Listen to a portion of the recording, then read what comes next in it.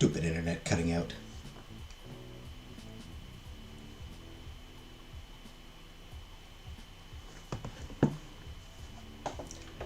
Hey, Pika. Hey, Jenna. Internet cut off. My internet cut off for a moment.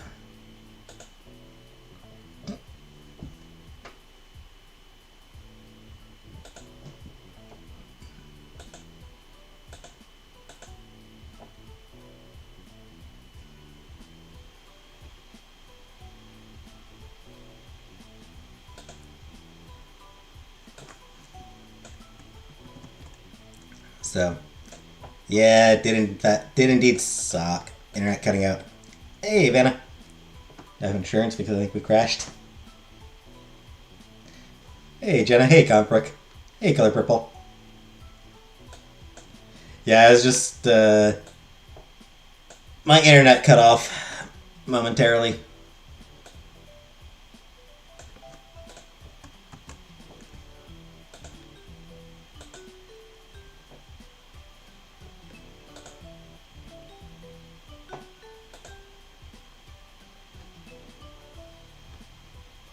But we are back.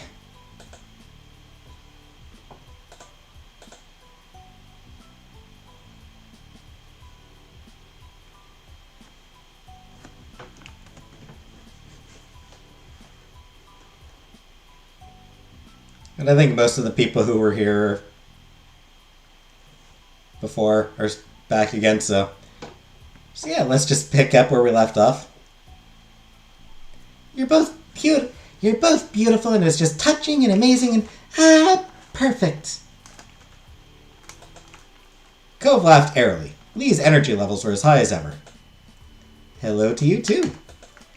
Lee chimed up once more, placing a hand to her forehead and leaning against Liz for support. Aww. It's so romantic how you got married on the hill where you met. Been a most auspicious wedding. I mean, that was kind of the point. Oh? I didn't even know you knew that. Only our parents were there. It's pretty common last family lore. I also know that's where you met, and so did half the rest of the crowd. Fair? Cove tilted his head bashfully, realizing it was probably a little dumb to not realize other people had found out about that. Well, that makes sense. Thanks for all that and everything. It was nice to see you. Aw, you're welcome. You're welcome. Yes, you are welcome. And thanks for coming to see us on your wedding tour. Bye.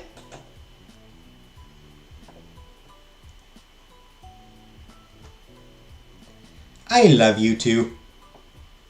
With everyone at that spot properly greeted, you and your husband began to stroll along to the next one. But Cove then stopped in place, pairing that with a half-turn of his body. You could recognize the laser-focused stare on his face. He had noticed something appetizing. And it was simple to pinpoint what. On one of the nearby tables were your carefully chosen appetizers for the reception.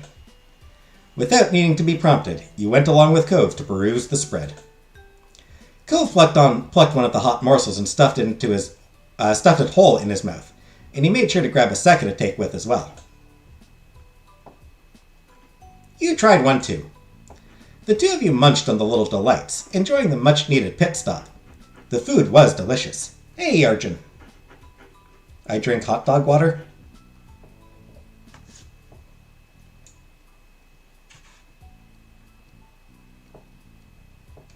That tracks.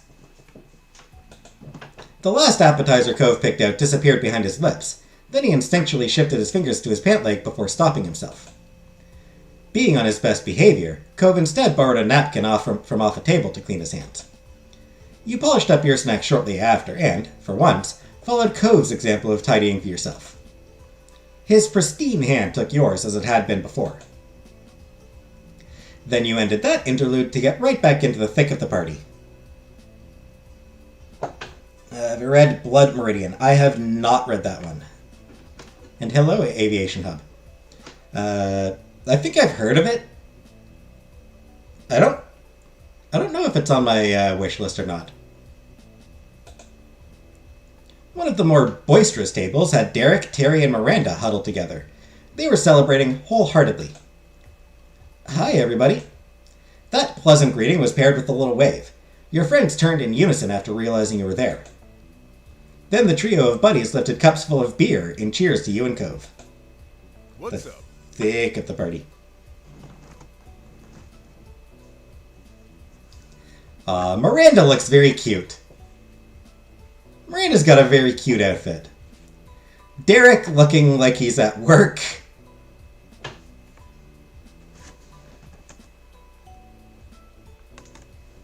And,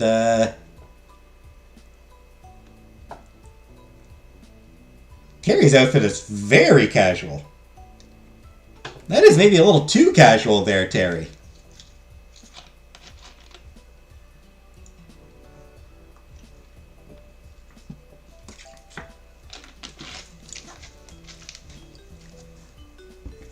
I feel like you're letting Miranda down here. You know, I don't mind so much for myself, for my own wedding. But Miranda's looking so cute here. Got such a cute outfit, and then you got this? Come on. Make an effort for Miranda's sake, Terry.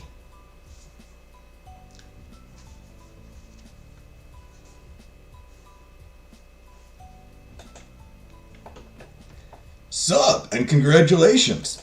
Thanks. Hi. Thank you for letting us come. Hey, congrats, you two. I don't remember Terry's voice.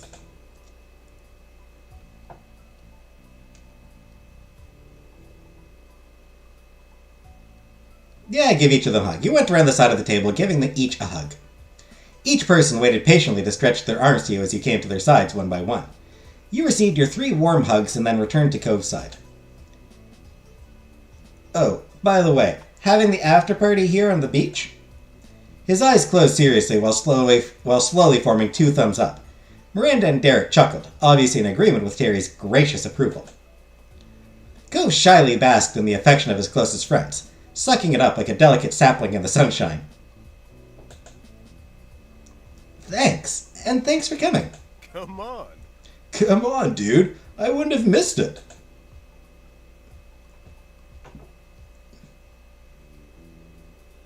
We had to be. Cove and Jamie are having their wedding. It's momentous. We're really enjoying the reception. Don't worry about us if you have to go do important couple stuff. Important couple stuff, like...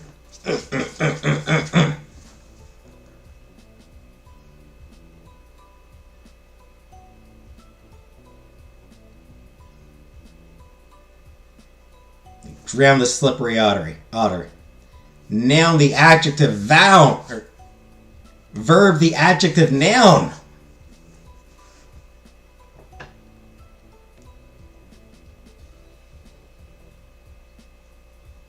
Hey, J-Dot. Welcome back. I appreciate that. It's weird to say, but we do have important couple stuff to do today. We're greeting all the guests right now. Uh-huh. We'll see you later, though. Bye. Okay, bye. See you later. Safe travels. Enjoy yourselves.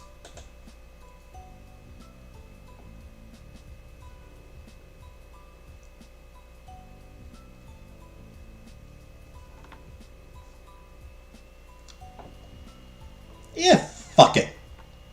Feeling the love today. I love you 3. Miranda and Derek awed as Terry wiped a dramatic imaginary tear from his eye. Thanks, Janie. Cove skipped ahead, buoyed by the brief but fun interaction, and you went right along with him. The next table along with the path was filled up with friends you and Cove had made in your adult years, as well as one much older acquaintance. A person you'd known since some of your earliest childhood days, with all the ups and downs that such a long relationship entails. Leon Fields. Dressed up in formal attire with newly blonde and long hair, and shockingly no hat, he sat slouched over, head resting against his palms with his elbows propped against the tabletop. He looks good. He does look... He's looking real nice. Real nice suit. I mean, the shirt is a little bit weird, but... He was completely silent, just looking ahead at nothing as the rest of the guests socialized. The light-hearted chatter that had been happening stopped as the focus switched to you and Cove as the couple of the hour. And though he didn't smile or even take a break from staring a hole into the centerpiece on the next table over, Leon spoke to you and Cove. Congratulations on your wonderful wedding, old friends. Thanks.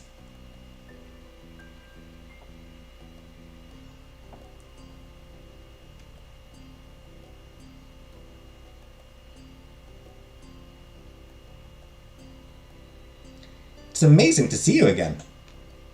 Leon nonchalantly closed his eyes while leaning more of the weight of his head into his left hand, giving the position a tilt. I hope it's not too exciting. I'm not planning on doing much.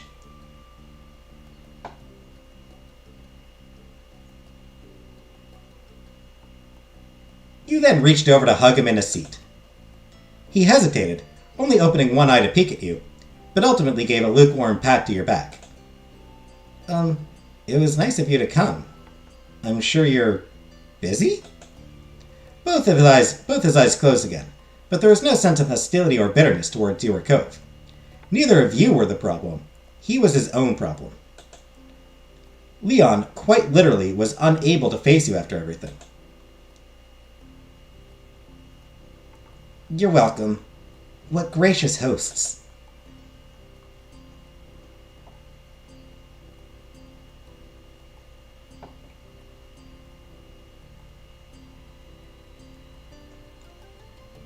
You're still a friend of mine, you know.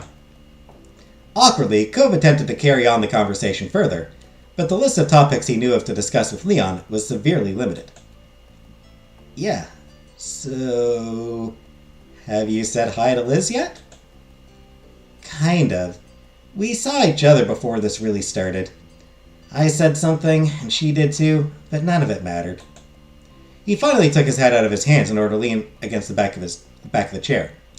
He peered to another table, where your family was happily gathered together. The distant tone of his voice matched the physical space between him and her. I don't know if we can ever do more than that. It's not the same now. A visible twinge went down Cove's body. Leon's musing kicked his social discomfort into overdrive. Cove was not smooth enough to transition gracefully. Okay, that was as much as he could mutter. Cove sent over a look your way, hoping for assistance.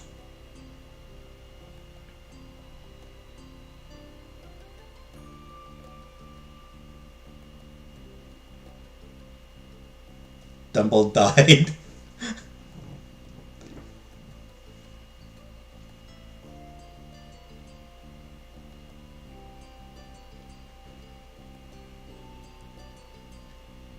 Why aren't you wearing a hat? I don't own any hats. Got rid of them. That was a stunning admission, but you quickly understood. Shiloh wasn't Shiloh without a hat, and he didn't want to be Shiloh. He was Leon. How's work? Or school? Are you doing any of that? It's fine. He didn't specify which one it was. Well, okay. Good talk. Good talk, dude. You left the conversation there.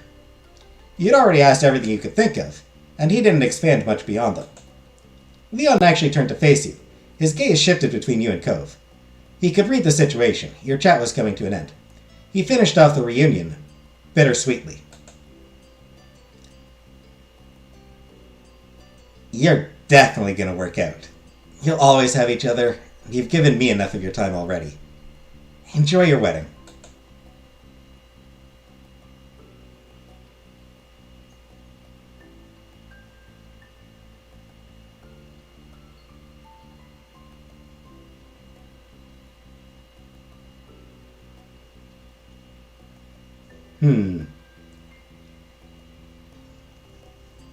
You couldn't guess what the future would be when it came to him. but that was fine. Thank you. Cove was at a loss on what to think of the man he'd known since he was 8 years old. Thanks. Take care of yourself. You and Cove took a moment to say hello to the rest of the guests at the table. Shiloh didn't interrupt or engage further at all before you moved on to another section. You took a minute to scan across the rest of the tables and the guests seated at them. You were able to recognize everyone who had gathered there that day, but you did note an absence. A gentle poke pushed against your shoulder. Smiling, Cove took his poking finger and used it to point out in the distance. Hovering around the fringe of the venue space was a pale, miserable face dressed all in gray. To anyone else, it may have been a sight that turned you cold, a harbinger of misfortune. But for Cove, the little rain cloud brought a warmth to his heart. He came! You didn't have to look for long until Jeremy happened to glance your way. Eye contact was made across the floor. Jeremy visibly sighed, making enough of a show of it for you to tell even from afar. He then briskly walked forward. He only stopped when he solidly placed his feet right in front of you and Cove.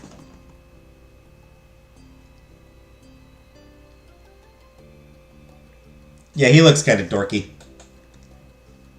Happy wedding, you insane people. Why did you invite me to this?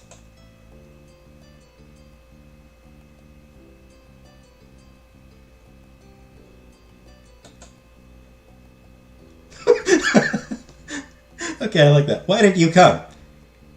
Because you invited me. I don't know why I have to explain that.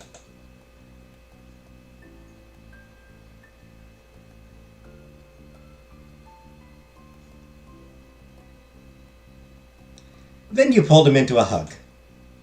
It took a second for reality to strike him, but you knew as soon as it did because he let out a whispered screech that was akin to a hiss.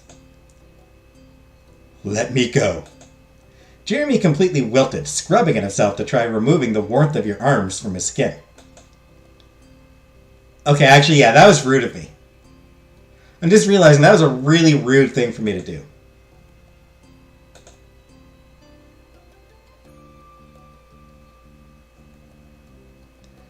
I'm changing my mind. I'm not gonna... Then you held out a hand to shake. Jeremy hunched his shoulders and dipped his knees down, closing up like a clam. But one limp arm did extend out to shake your hand. His fingers merely pinched at yours, and he gave a meek half-smile, half-shake. That was enough in his mind, and he fully retracted the arm afterwards. Yeah, I just realized after, his reaction made me think, wait, shit, don't hug people without their permission. We don't know him well enough to go for hugs. Family, we're a hugging family. It's a hugging family and all that. That's all fine. Friends, they're friends. They know, we've hugged before. They're fine with hugs. I don't know Jeremy well enough to just randomly hug him. Some people are deeply, deeply uncomfortable with that sort of shit. Cove watched the interaction joyfully. There would always be a spot in Cove's life for the difficult man in front of him. Thanks so much for coming. It wouldn't have been the same without you. True, it would have been better. Well, it's nice of you to want to come share the suffering. Misery loves company. He was sarcastic, but it was far more playful than dismissive. Is Pran doing well? That was a rare subject that could draw out Jeremy's very limited soft side. He smiled without sarcasm. He actually is. It's better every day since we graduated. He's a nicer guy than me again. That's so great. Are you ever gonna let us see a picture or something? Maybe put him on a call with you? Nope. He thinks it's funny that you've only ever heard of him secondhand. Aw, that is funny. That is a good, running gag to play on acquaintances of a friend.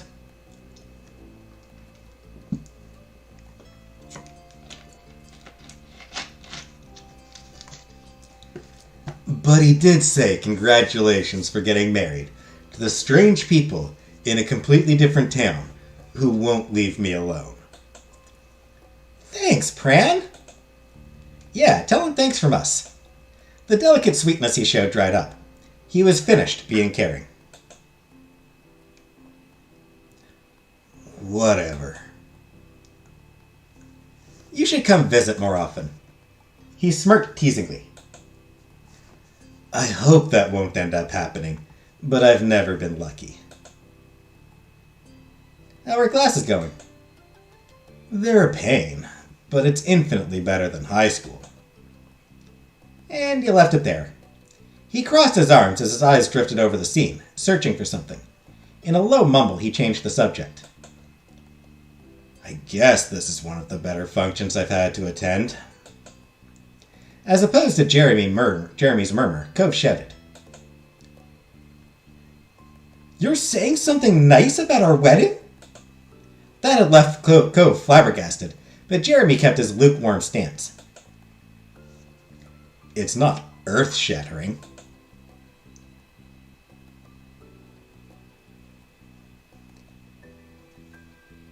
Cheese enchiladas for your birthday dinner? Cool. What a sweetheart. Jeremy sunk into himself again. This time he brought flushed cheeks with him.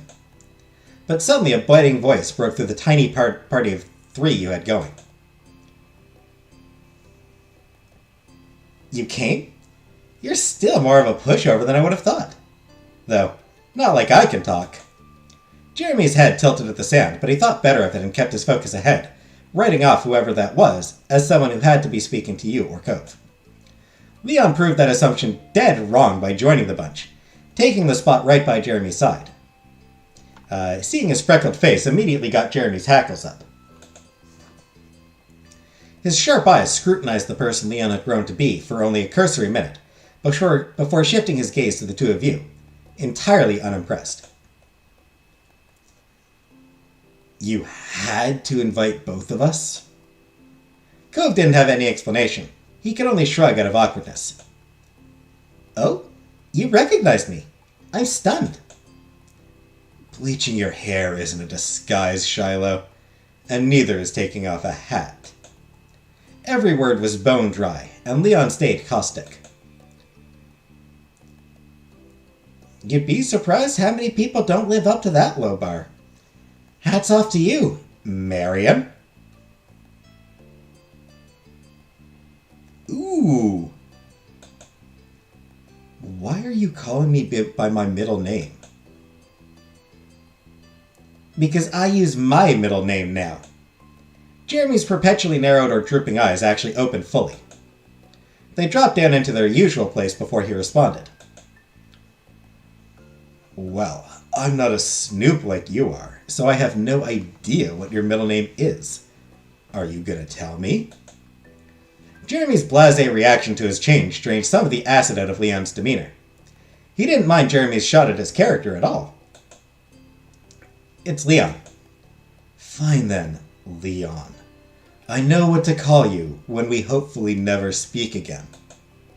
Your sensitive husband rapidly looked back and forth between the two men, in distress over Jeremy's potential distress. Now this is a wedding! But you weren't the only one who caught the anxiety coming off of Cove. Leon made an attempt to lighten the mood further. Hey, at least we're old enough to legally drink now. We couldn't do that when we were pushed together in those group meetings. But do I want to drink around someone like you? Leon actually snorted a laugh from disbelief. What do you think I'm gonna do? Jeremy simply continued to sarcastically muse. Do I want to know what someone like you might do? Alright, you don't have to have alcohol. You can have juice. I know they're gonna have that. I don't like juice. Leon was able to respond casually, feeling more and more at ease exchanging lines with Jeremy. I know that. You don't like any drink, but you have to suck it up. Life is misery, right? Come on. Jeremy started to shrink into himself and grumbled. This sounds like a terrible idea. But he still did it. Jeremy gave a slight nod to count as a goodbye and stalked off towards the drink counter. His old group mate followed behind, step for step. Leon waved nonchalantly without turning back to face you. See you! Having spent the entire exchange as an observer, Cove recalled that he could speak and sputtered out his own goodbye. Oh, bye? Thanks for coming.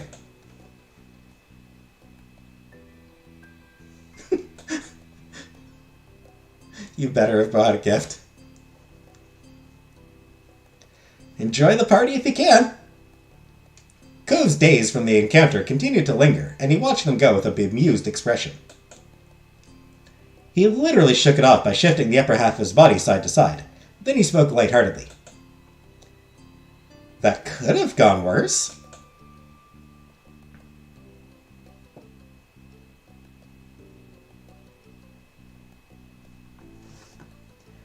The reception isn't over yet. They could still ruin it, he teased. Cove lifted his shoulders unsurely, but the smile on his face was content. It was what it was. Table to table, you continued to greet each attendee of your wedding.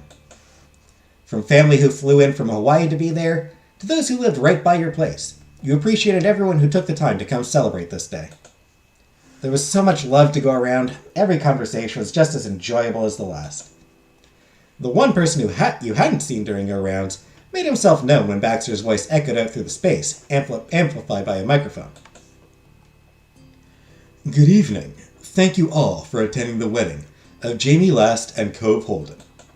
Exciting. We will now begin the bouquet toss. A smattering of applause and light murmurs followed the announcement. Baxter let that settle before continuing. Cove, Jamie, please come to the open area in the center. Anyone who wants to play can. You and your husband eagerly obliged to start the tradition, going over to stand alone on the cleared floor. But it wasn't for long. Lee hopped out of her seat right away, taking Liz by the arm to bring her along for the ride. Your sister wasn't as impossibly excited as your cousin, but she was intrigued. Miranda rose to her feet as well, her boyfriend pumping her up to win the whole walk over. She giggled bashfully and waved to Terry while waiting in the forming crowd. Derek decided to get in on things as well, grinning amusedly among the rest of the players. Well, that feels unfair. Derek's huge. He just doesn't matter where he is, he just donk. Mine. Leon pointedly took a seat at his table with a freshly obtained drink. He then looked the other way, fully ignoring the game. Jeremy was standing, but watched from a great distance, very much not close enough to be considered a part of the crowd. Throw it straight at Jeremy. Run over and just hand it to Jeremy. Kira looked on at the group, taking a sec to consider it, but ultimately she became another member of the game. She strolled over to the collection of younger folks and called out for Cliff to join with her. Come on. Come on, don't be such a snore. Hey, Pineapple. He shook his head, sinking lower into the chair. Lee, Miranda, Kira, and Liz all began to wave and jump, encouraging Cliff. Terry spoke up from the next table over. You can do it, man! Right. Alright. He used the edge of the table to push out of his chair and stood up. The ladies cheered as Cliff strode towards the crowd.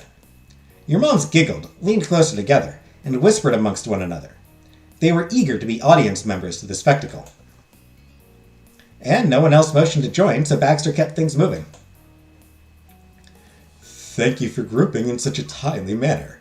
We've got a wonderful crowd for this. Now, keep your eyes on Cove. He will be tossing the bouquet in only a moment. Cove, all you need to do is look the other way and throw the bouquet to the awaiting audience. Jamie can stand by. As instructed, Cove turned his back to the crowd. You took your place in front of your husband. His shoulders were drawn, his grip on the base tight.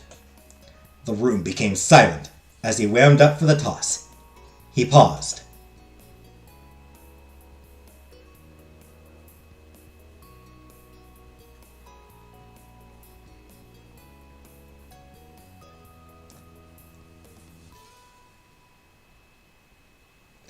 Try something crazy. With an airy chuckle, Cove sent the bouquet into the air, using your encouragement as a guide. A flurry of heel clattering, jewelry clinking, and lighthearted yells burst into the space. The bouquet would land in seconds, and the crowd was vying for that prize.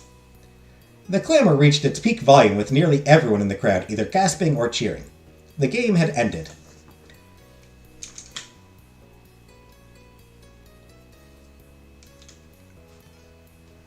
You took one step to the side and leaned over to try getting a glimpse past Cove's large frame.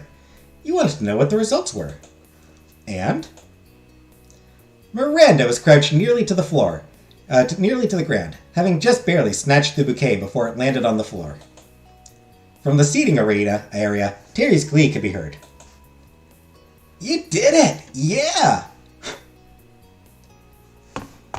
Which means now, you better find a ring now, Terry. You better get looking for a ring.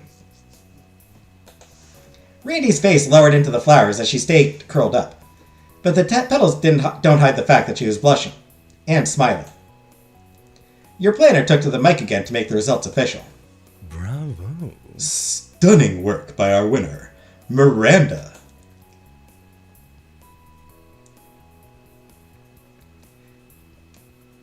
Congratulations on your future wedding. There was laughter all around. Your guests were good sports. As ever, Baxter was able to manage the flow of the day on your behalf. He took the mic and addressed the assembled crowd, his clear voice resonating through every speaker. Please could everyone return to the seating area for our next event. Our guests of honor have arranged to have a special dance between their parents and themselves. Your eyes met Cove's aquamarine ones as you instinctively glanced towards each other. Your expressions brightened before you stepped apart, ready for the event. Cove's parents came over. Kira was clearly excited, hurrying to join you, while Cliff loitered bashfully a half a step behind her. Once they were beside you, Cliff held out his arm. You accepted, slipping your hand through as you offered your other arm to Kira. She took it immediately. The three of you kept a spot in the center of the dance space at the front of the reception area. In position ready for the music to start, you had a chance to really notice their expressions. Both of them looked proud, but you could see that there were hints of tears threatening to fall. As the music began, Cliff released you so that Kira could have the first dance.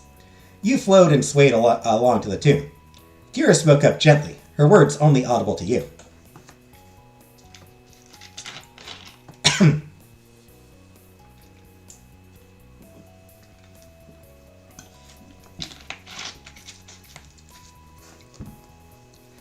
I really am grateful that we were able to meet. You're an amazing person, Jamie. You smiled at her, at a loss for how else to respond to such sweet praise. But it was soon Cliff's turn. Kira handed you off to him, and the two of you got into the swing of things together. Once you'd fallen into an easy rhythm, he had his own thoughts to share. I know I've relied on you a lot over the years. That was one way of putting it. You smiled wryly, tempted to tease him, but decided to let him keep going without challenge. With everything we've been through together, it made me feel like we were kind of a team. So, well, I'm just trying to say that I'm glad that you're officially part of the family. The unexpected compliment struck you like a bullseye to your heart. Shocked up, you only nodded by way of response, but you could tell Cliff got the message by the way he beamed at you. You truly did love both Cove's parents, and it meant a lot to you that they were both able to be there on this day. As you turned on the dance floor, you caught sight of Cove dancing hand in hand with your parents. Cove's brow was furrowed in concentration as he very carefully took each step. Despite his obvious nerves, your moms were elated and seemed to be encouraging him. The sight of it cheered you as you moved back towards Cliff and Kira. Cliff made to bow out at that point, intending to make way for you to dance with Kira again, but she had other plans. She grabbed his hand, and yours, and you danced together as a group. After a little while, she released Cliff's hand, and you danced with her one-on-one again. Cake cutting has not happened yet, Comic Book. Before long, you'd swap back to dancing with Cliff. You took turns dancing with them both individually, as well as dancing as a group, changing it up often so that no one was left out in the cold for long. But eventually the song came to an end, bringing the dance to a close. Cliff clapped you on the back. That was a heck of a time! Kira, who hadn't released you once the music had finished, still had one arm hooked around you and was clutching your wrist with her other hand. She nodded fervently. Yeah. Absolutely! This has been a marvelous evening. You grinned at them, relieved and delighted that they were enjoying themselves. The day might be about you and Cove, but it was also about your families coming together. Their approval meant a lot to you. Thanks. Cove, flanked by your moms on either side, came over to rejoin you. Their spirits were high, and you had no doubt that they had enjoyed themselves just as much as you and Cove's parents had done. The Cove still looked a little flustered. You're good. That was wonderful. Bravo. Baxter's voice rang out through the speakers once more. We are now opening up the dance floor. You are all warmly invited to come up and join the family for dancing. With that announcement, the love songs got turned up, enticing people to come forward and enjoy themselves. The dance floor bustled with more and more attendees, and, over in the seating area, family and friends were catching up over animated conversations. Satisfied that people were having a good time, you decided to...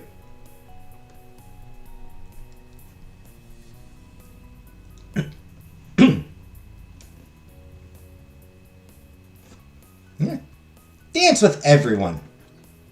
I'm thinking dance with everyone. You happily shimmied into the crowd, ready to make the most of the occasion. It wasn't often that you got to gather up the people most important to you like this, and even rare for it to come with good music and the opportunity to dance. Lee, Terry, and Miranda had already kicked the party off, jumping and strutting around exuberantly to the music. Miranda squealed as you approached, grabbing your hands and pulling you into the group, and you easily got into the rhythm of things with them. You continued to spend time with the whole bunch for song after song. But, of course, you made sure to save some dances for your new husband, too. The merrymaking continued right up until it was time for dinner to be served. All the action must have helped them work up an appetite, as the guests complied readily. They quickly filed back to their tables, ready for a delicious meal as soon as it was announced. You settled into your seat at the head table. Cove sat up in his own chair excitedly, reaching over for the napkin-wrapped silverware in preparation. He was ready for dinner. He always is. A waitress clad in black from top to bottom came to stand across from you. She had a frosty pitcher of water in her hands. While setting that down at a spot on the tabletop between you and Cove, she spoke out in a friendly tone. Can I get you anything else to drink? Could I have some orange juice, please?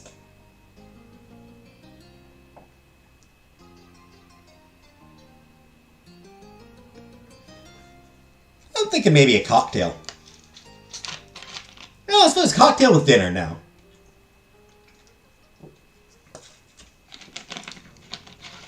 Cocktails are for after dinner, right? Cocktail, you don't have a cocktail with dinner. I feel like.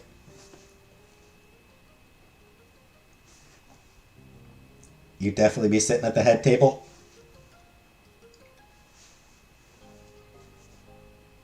Scrape throat goat?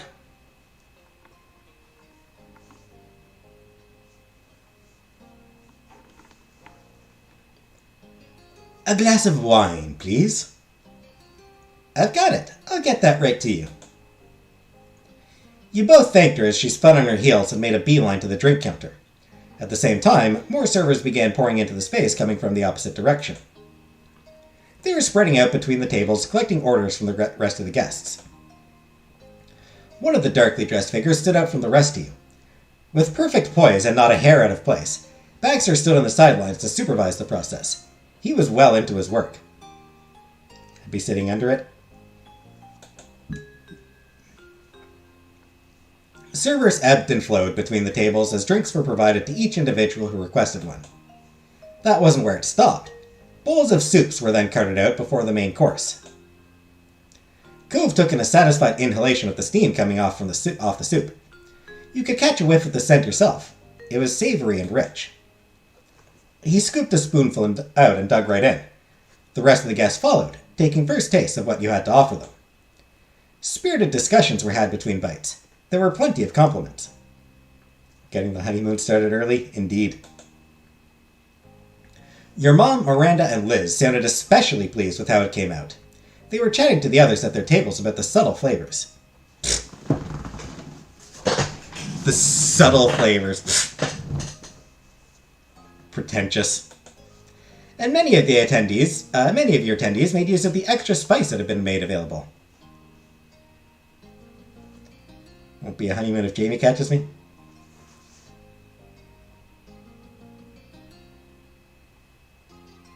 I mean, I don't think we ever decided to be... I mean, I don't know if it was ever discussed if it would be monogamous or if we'd keep it open.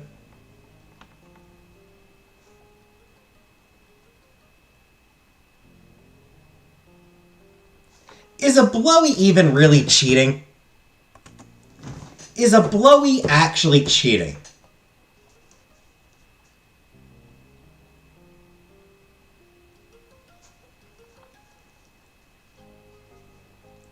Discuss.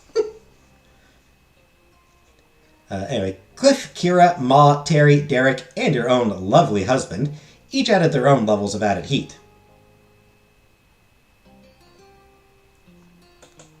For your meal,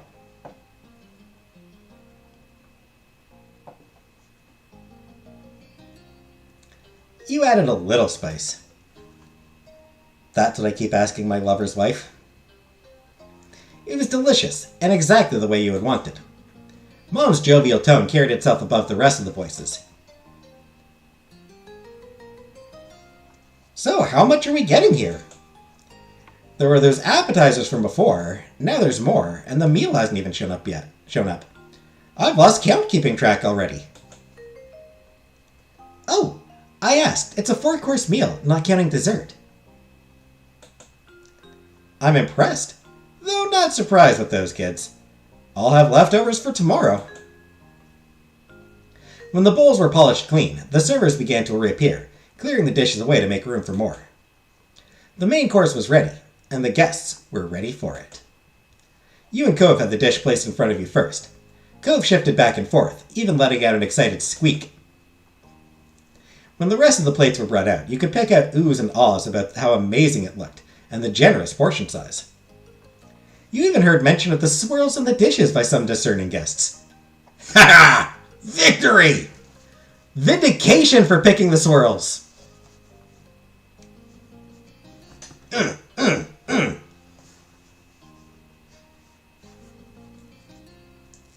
Always pick the swirls, the swirly plate. Always go with the swirly plate. Very few words were spoken as the dinner truly began. Everyone became fully immersed in their food. It was quite the hit. Shame that they don't actually tell us what the food is. Guests were given time to enjoy their meals while they were fresh, before the reception events continued as you had planned. Baxter strolled up to a side counter set on the opposite end at the head table. You had a perfect view of it. Casually, he took up the microphone that he'd used throughout the rest of the event to make another announcement. Good evening. From the staff and I'd like to thank you all for being such lovely guests to serve. We hope you've enjoyed your dinner. Now, this mic will be left open for a time to allow anyone who wishes to make a speech about the couple. You are all welcome to come share memories, words of congratulations, and or your appreciation for Jamie Lust and Cove Holden, if you feel comfortable doing so. He didn't hog the mic any longer than necessary, placing it back down in the center of the stand as soon as his brief message had been made clear. Baxter directed a soft smile down to you and Cove as he left the space open for others to speak. A nervous rhythm began to play out next to you as Cove's fingers were drummed against the edge of the table. You watched a furrow grow deeper into his brows. He was preparing himself for whatever was about to be said. There would likely be some friendly teasing, and almost certainly he was going to get emotional again. Once the mic was available, the first person to stand was your ma. She hopped right up and made her claim to the front table. Softly, she spoke across the space directly to you and Cove, her words being carried through the air to where you sat. Congratulations once more, my wonderful children. This wedding feels like a dream, as much as my own did when I was around your age. Her head tilted to the side, towards the other guests, and began a formal speech. Well?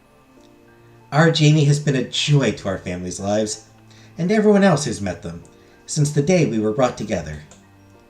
But watching how they've grown with Cove has been special. The way Jamie treasured the little stuffed crab keychain Cove had bought for them, even using it as their cell phone charm as soon as they got one. Cove's nervousness over attending a formal party, but doing it anyway because it was with Jamie. There was the one long weekend where Cove came day after day to take Jamie on charming trips for no special reason at all. Her eyelids rested closed as she let out a sentimental sigh. And I could keep going. There's so many memories. Jamie can clear the tears from his eyes better than anyone else when they weren't the ones causing them. Happy tears, of course. It was beautiful, and it still is. Her tender gaze shifted to the two of you once more, signaling the end of her talk had arrived. Man, there's a lot of... It feels like there's a lot of typos in this one. Like, a lot of, typos and missed words. I don't know. I love you. I can only hope you'll both be...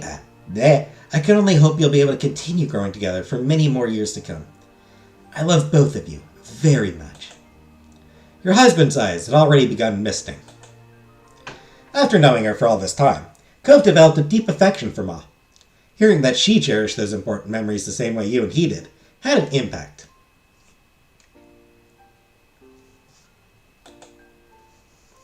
She slipped the mic in its proper place, brushed out her bangs, and walked to her seat again in light steps. Your mom brushed down her dress as she stood on her feet and began to walk. This was her chance to take the stage, and she was going for it! When she put one hand on the mic, the tip of her finger tapped the top of it, doing a sound test. The puff of sound echoed out, and your mom was satisfied with that. She lifted her head high, facing the crowd and smiling merrily. Thank you. Thanks everyone for coming today, and for all the gifts you brought. I don't know how we're going to pack all that up to get it to their place, but we'll make it work. Where there's a will, there's a way. She had to lower the mic a bit, already snickering under her breath. Well, Jamie, Cove, our families went through a ride with you two being brought together. Talk about a force of nature. You were attached to the hip as soon as you met, and have been ever since. You even ran away together the very first summer you met. You were only 8. And I almost had a heart attack when we all took that RV out and Cove banged his head on the ceiling after sneaking in the loft with Jamie. Grinning ear to ear, lost in those old memories, she shook her head. But at the end of it all, I think you were both good influences on each other. Or at the very least, you've made one another very happy. That's good enough in my mind. You really took that promise when you were 13 to treat Jamie well to heart, huh, Cove? Thanks. Cove smacked a hand to his cheek automatically. It didn't do anything to hide the color burning into his face. And, we really did need a son in there to round things out. Mom snorted in laughter at her own line. She waved that away with her free hand, wanting to be more serious. When she could muster the even tone that she had been aiming for, your mom finished her speech. Love you. I love you, kiddos. And it's true that you're hard-working adults now, but don't ever forget that your mom and I are here if you need something. Your family will always be there. She had been able to coax out some chuckles from Cove throughout. He was mostly amused over her penchant for jokes than the actual jokes themselves, but the laughter had been shaky with emotion. He really had come to love your mom. With a quite pleased grin, Mom left the mic behind to return to her spot right by her wife. Give me a second, I gotta blow my nose again. Give me 1 second.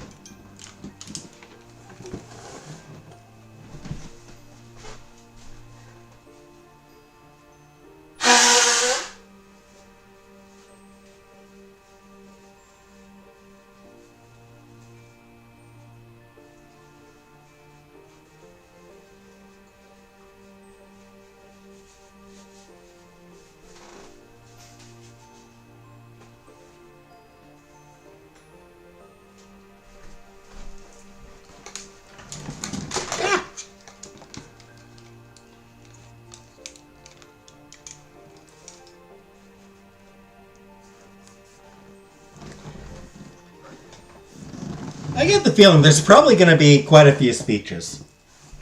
There's probably going to be a speech from every character, every named character. So that'd be 1, 2, 3, 4, 5, 6, 7. It's probably going to be 7 more speeches. At least. Smooth as silk, Liz rose from her seat and glided across the floor to the speaker stand. But Liz took her time before saying anything, evening out her bangs, clearing her throat, fiddling with the angle of the mic when she did take hold of it. She didn't have a care in the world. That couldn't be said for everyone. Cove tensed in apprehension of whatever she was going to say. He had to know what she was planning. Luckily for him, she did eventually begin her speech and end his suspense. As I'm sure many of you know, I'm Jamie's older sister. So, one of the very few people who have been around them for longer than their husband. She was smirking already, 2 sentences in. We're pretty close, is the thing. She flicked the hand without the mic into a non-committal half shrug. But honestly, Jamie, if I realized you'd be marrying that new kid back when I was 10, I might have had to disown you. A scrawny, grumpy boy who didn't even know how to play pretend right? Certainly not. Even if I did joke about it happening. Hey! Cove gasped indignantly that she would say such things, but things being said continued on regardless of his objection. And yet, here we are, at your wedding to that very crybaby. Unreal. Unbelievable. Exasperated at Liz's angle for her congratulations speech, Cove slunk lower in his seat, took his drink in both hands, and sipped at the juice like a furious elementary school kid. Her head slowly shook, the ends of eyebrows bent, and a less crooked smile came to her face. The tone wasn't silly anymore. But with all that out of the way, what I actually want to say now is, you made the right choice. He's the one for you. Day after day, week after week, year after year, Cove was there. Even more than I was a lot of the time. Don't get your hopes up about this meaning I'm done teasing you about it. But for today, I want to thank you, Cove. Those big, watery eyes of yours have never lost sight of Jamie since they caught them. Thank you. It brings peace to my heart to know that there's another person out there who cares for them as deeply as they deserve to be. Aww. Oh. He didn't have another comment then. Liz's grin widened, as if she knew exactly the reaction she'd been getting. Congratulations to my good old baby sibling and their special boy. Love you. With that, she tilted the mic towards the two of you, as though she was toasting a glass. At the last moment, Liz had made Cove smile, and his wide eyes were as damp as she had described. Liz daintily left the microphone where it belonged, and returned to her chair, fully satisfied. There was a clattering of silverware and dishes as Lee sprung out from her table. She skipped away, not paying any mind to that. She was too impatient for the chance to talk. Somehow, it reminded you of all those times you chatted over the phone. The fun and excitement of sharing what was going, even when you weren't right next to each other. She took the mic right into her hand, projecting plenty of stage presence standing in front of an audience. My cousin Jamie and I are the same age and got to grow up together. Because of that, I've gotten the joy of watching the story of them and their next-door neighbor, Cove. They were totally just friends, first of all. And then when romance finally happened, I was invested in the twists and turns of the tale. This couldn't have ended better. I'm your biggest fan. But as happy as I really am about your adventures in love and marriage, the best part for me has been my own relationship with the two of you. Leandra? Her name's Leandra? I've never heard the name Leandra before. What a weird name. That's an unusual name. Leandra took a moment to slow down and express her thoughts with complete honesty. Jamie, you're among my closest family and very best friends. And Cove, you're not just my cousin's husband. You're my friend too. And my family just the same.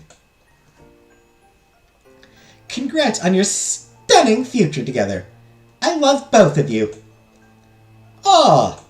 Cove had to bite his lip to keep it from wobbling. The earnestness truly touched him. Her high-energy attitude quickly returned, though. Lee dropped the mic down and blew a couple kisses your way, before she swished back to her seat. Derek came... Yep, it's everyone. Jeez, there's going to be a lot of speeches. Derek came out from the seating area to give his own talk. He had a relaxed stance when he grabbed the mic and waved over at the head table. Congrats. Hey, congratulations again to you, Jamie and Cove. You found your other halves, and anyone can see it. You're good for each other. You're good to each other. Whether you got married or not, no one would have questioned that commitment. Though it's been a hell of an event, too. Oh, And we can't forget how Jamie first let people know about them getting together. I sure didn't forget, at least. He lifted a brow and grinned. Cove mouthed something towards Derek as his face had already begun to flush. I was just there having lunch at Jamie's house, and they blurted out about how they and Cove had kissed when they were upstairs. And Cove squished his face into the water he spilled on the table. Derek burst with laughter, completely doubling over and needing to grip the edge of the counter to stay up.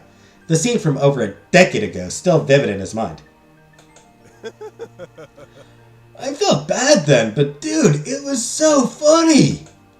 History very nearly repeated itself, as Cove desperately gripped at the side of his pants in order to resist hiding his face against the table. After some deep breaths and another minute or so, Derek had composed himself enough to keep going. Cove used the same pause to relax himself, finding the humor in the story. Derek beamed with a boyish charm, looking just like he did the first time he'd met him. Thanks for being my friend. It's been a pleasure to know you two. Derek's heartful appreciation had to awkwardly be interrupted with one quick addendum. Oh, but I'm not going anywhere. I'm getting that time management thing under control.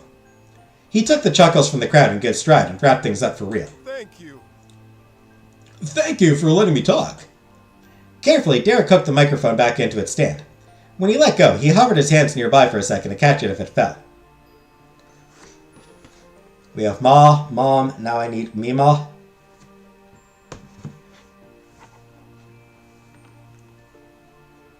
Hi, Tanea. When he was sure all was well, he nodded confidently and lightly jogged to his seat. Cove watched the entire exit with a smile growing larger and larger on his face. A beat passed, and then Miranda stood. She gripped the front of her flowing dress, pulling it from the ground, as she walked over to the mic. Her shoulders were shyly hunched up. That's awkward to say. Her shoulders were shyly hunched up, and her head was low. If she wasn't surrounded by tables full of people watching, you might have thought she was sneaking out of bed, while trying not to get caught by her parents. When Miranda finished tiptoeing to the front, she gathered up the microphone in both of her hands, her eyes closed rather than directly facing the crowd. She may not have been comfortable with public speaking, but her desire to participate outweighed that. Hi. Cove's focus was set ahead, but you caught out at the peripherals of your own gaze that your husband mouthed a high backdoor instinctively. It's only polite. Thank you, Jamie and Cove, for inviting me. It's been a wonderful day, and I'm so happy for you two.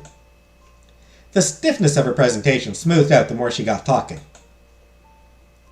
She was even able to giggle, as her affectionate feelings for her friends eclipsed the worries of saying them in public. It's been great attending a party of yours, after you two were always nice enough to come to mine. Cove laughed along with her. Warm, far-gone days of bounce houses, noisemakers, and pin the tail on the donkey reflected in his jubilant face. You're both amazing!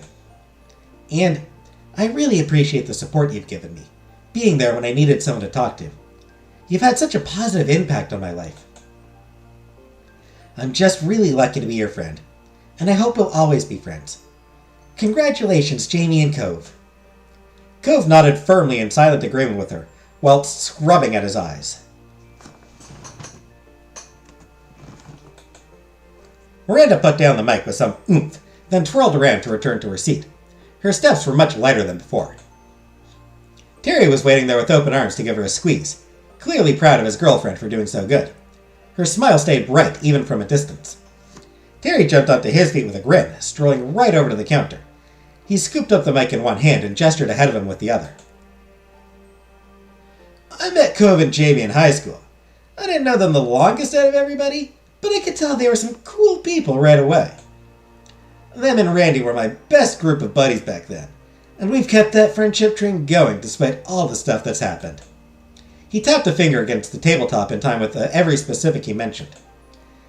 Graduating school, moving to different places, me and Miranda dating, the two of them getting married, and things about us not being what other people thought they were. Also, we lived through that one summer when it wasn't just the four of us. Sometimes it was the five of us. Right, my pal Baxter? He brought the mic even closer to his grinning mouth for emphasis and dramatically pointed off to the side. Now we're all here again. You probably hadn't planned for that. And he was right. Having been quietly discussing next steps with a server, Baxter's mouth hung open at mid-word. Suddenly being brought into focus outside of his expertly laid schedule knocked him completely off rhythm. Cove barked a gratified laugh, equally as shocked, but far more amused. Baxter's head turned in the direction of the sound. His mouth finally closed into a wry smile. It seemed Terry brought the gift of teasing someone other than you or Cove, and it was more than a welcome offer, as far as Cove was concerned. Especially since it was taken in good spirits. There was something remarkable about being able to include Baxter in your group's merrymaking, the same way as anyone else. Terry nodded knowingly, then casually transitioned into his main point. And I guarantee our friendship is going to stay on track. No matter what, there's no one who can take your places. From me to you, and from you two to each other. Good work tying the knot, your catches. Terry left his speech and the mic there. He paused to applaud your union graciously, before flipping his hand out into a wave as he walked off. Cove gave a big friendly wave in return. His eyes were glossy. Soon as Terry hit his chair again, Miranda took his arm and happily began whispering to him about the speech.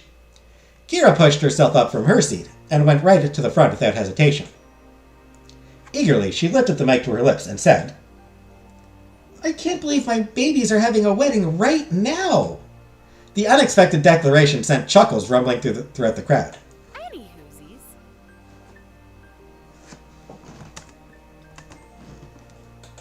Kira continued with a wink and a smile.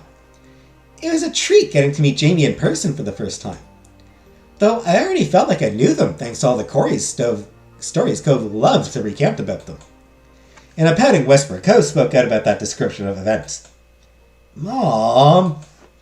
Whenever I got to visit Sunset Bird, or you visited me, I came to see firsthand more and more what marvelous individuals you were growing into. You bloomed right before my eyes, like perfect white poppies on the hill where you were married. Aw. Every moment I've been able to spend with each of you has been a gift. We had some pretty wild times over the years. I count my lucky stars that I got to be the mom to such an amazing boy. And Jamie, the buoyant tone of Kira's words faded into something softer, sweeter.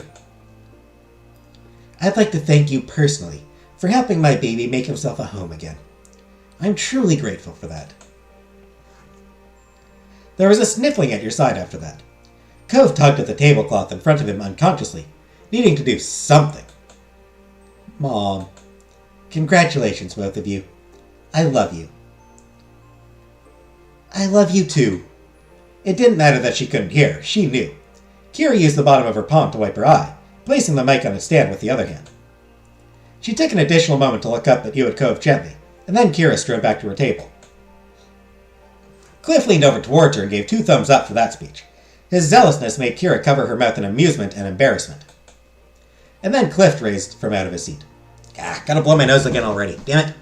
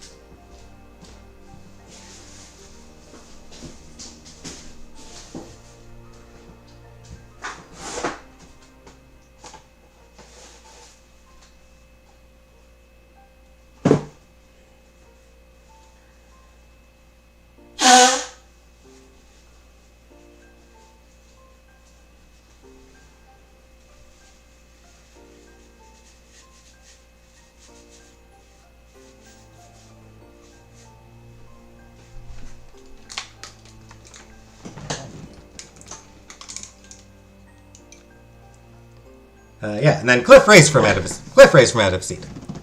The most contentious figure in your husband's early life, who grew to become his best man.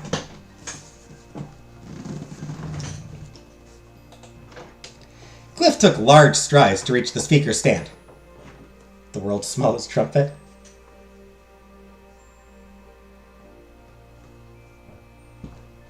Should have been muted. Was it not muted? I was were you still able to hear me? I could have sworn, muted my headset. I guess the camera might have picked it up still. Awkward. Sorry. Sorry, I tried to mute it. I tried to mute the what's-its. The nose blowing.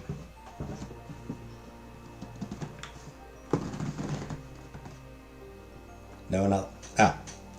Well, shit. Sorry about that. I guess I'll probably need to mute it on... I'll need to mute it on the actual thing here on the Streamlabs that I'm using. I apologize. I'm sorry about that. I meant to keep it muted. I didn't mean for you to hear it. We all do it? Yeah, but I mean, no one wants to hear it. It's not a pleasant sound to hear.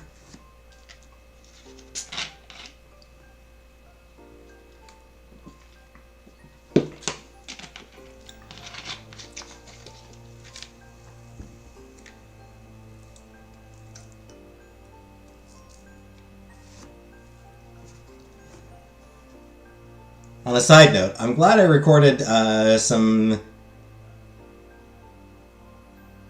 more Life is Strange Before the Storm last night, because I am not going to be able to record more tonight. My throat's getting... I'm going to be very glad to not have to speak for the rest of the night once this is over. Ooh-wee. A lot of talking in this one. Cliff took large strides to reach the speaker stand, but his fingers froze in place before they could grasp the mic. He stared down at it, collecting his thoughts, or his emotions, or both. When he was ready, his hand walked around the base of it, and as he lifted the mic up higher, a grin pulled across his face. There was a crinkle around the corner of his eyes. Hey. Hey, sport. Hi, Jamie. Hi, Dad. Cove's reply was barely audible. He might not have realized he'd done it. Cove's irises were shaking as he looked ahead intently. Well... Cliff's expression turned distant. He was facing the crowd, but his gaze had drifted even further away to something in the past that was long gone. I remember the first day Cove and I moved to Sunset Bird, when I met Jamie. I didn't know where my boy was then, or what I was doing, or anything at all, really, as you'll soon be able to tell. He chuckled weakly over the self-derisive comment. It didn't do much to lighten anyone's mood, including his own. He remained wistful. I was sitting around on a curb when Jamie strolled up the road, heading home. I knew them, or I knew of them. I'd met Pamela and Noelani already. Talking to them is how Cove got away from me. Cliff shook his head, trying not to get too lost in his complicated mess of thoughts on those times. But that's not the point. What matters is that I'd heard Jamie was her 8-year-old, the same age as my Cove, and that Jamie was the only one that age in the neighborhood. In my infinite wisdom, I picked out a place that wasn't exactly a family-friendly community. It was mostly a bunch of retired vacationers. He gritted his teeth and placed a hand to his forehead, feeling the sting of that day as if it was fresh. And, speaking of, did I mention it was the start of summer break when we moved? What was my little boy going to do now that I dragged him out there? I wanted him to have someone to play with, someone he could talk to. I wanted him to be happy. There was a heart-wrenching crack in Cliff's voice as he spoke about what his feelings had truly been. At that moment, everything was going wrong. It felt like a dead end no matter which way I went, and I was so sure that there wouldn't be anyone for Cove if it wasn't Jamie. In one more valiant effort to try not to make the mood of your wedding too heavy, Cliff gave a goofy shrug. So I offered Jamie $20 to be his friend. It's just funny to me? The straight line of his shoulders lowered on each side like a roof sagging after years of having to stay solid. Maybe that's not the word. What I'm saying is that all my worries and regrets were at their peak. I was acting crazy, I know it now. But somehow it still turned out that there really wasn't anyone else for him. Or not anyone better for him anyway. Nobody else in this world who can be there for Cove the way they can. The sentence remained unfinished. As much as he tried, Cliff couldn't put the words together to express what it meant to him. Cliff placed a hand against his chest as his gaze lowered to the ground. His delicate words continued to be shared with a full gathering of people thanks to the mic, but it was as if Cliff was speaking only to his son. That day, such a long time ago at this point, when you found out about why me and Kira divorced, they were there. Jamie was there when the plan was just to go jet skiing. Then when that emotional bomb happened, they were still there. And when you felt ready to head back out, to keep going forward, you just had to turn your head to see someone who was ready to go with you. I'm so glad. You had someone who supported you in ways I never could. It was just what I had hoped for. I was so relieved. Hey, Kitty Charms. He glanced forward once more, offering a smile directly to you. You're an amazing person, Jamie. Inhaling deeply through his nose, Cliff's stance pulled together tall and solid. His dark blue eyes shone with a depth to them as they met with the far brighter blue of his child's. Son, being your dad will always be the best thing I've done in my entire life. And getting that condo on that street was the luckiest card I ever drew. I bet you two would have found each other with or without that eventually, but because of it, my kid got to grow up right next to the person who could make him happiest. I can't ask for more than that. And Jamie, you didn't need a dad with the great moms you've got, but I'm so thankful I still get to be yours. I love you both, and I'll keep loving you for the rest of the time I've got. Tears streaked down Ko's face freely. He didn't fight their falling. I love you too. Watching you and your husband from where he stood, Cliff got misty-eyed himself. He reached to wipe his cheeks, completely forgetting there was a microphone in his hand. Cliff set it down, shyly waved over the two of you, and stepped away. He was then able to rub at the ever-growing tears. No one spoke or even moved as Cliff returned to his spot. When he was seated, Kira reached over to give his back a pat. He had done good. Then the mic sat there, untouched. None of the attendees wanted to pick up after where it had been left off. That was going to be the final speech from your guests, you were certain. Ko's breath was shaky, taking in everything. A weepy smile reappeared on his face the more it sunk in just how much he was cared for. He leaned against your side, pulling out the tablecloth and burrowing his face into your shoulder.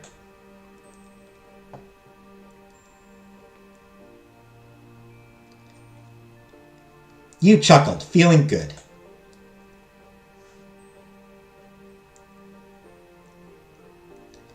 And you tucked your face into Kove's hair.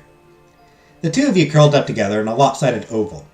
It might have been a little silly to try hiding when everything in the event was pointing right to you, but you did it anyway.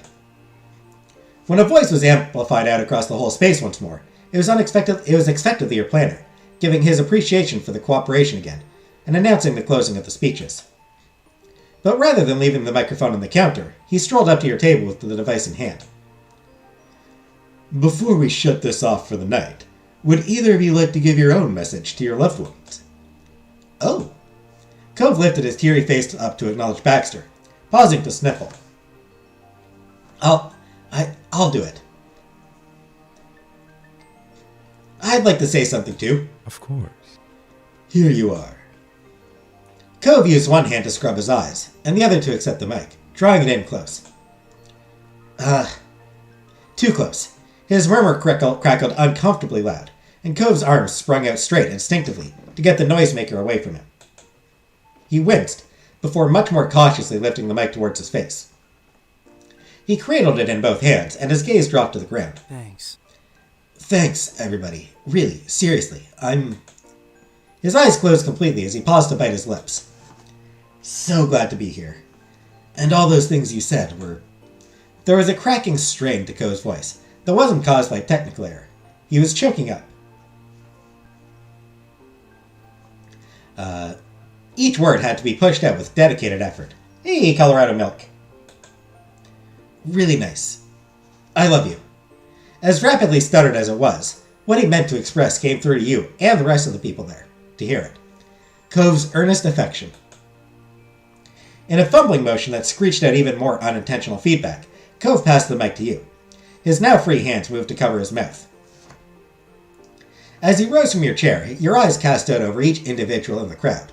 You had to accept the bittersweet notion that this truly was a special occasion. You had no idea when everyone you cared for would be gathered together in the same place again, or when you'd even see some of them next. Funeral, probably. But even then, not necessarily all of them would come. You wondered if Cove had been cognizant of the same thing while he was speaking, that this message had a weight to it, that it was your last big chance to share your thoughts with them. All you could think to say was,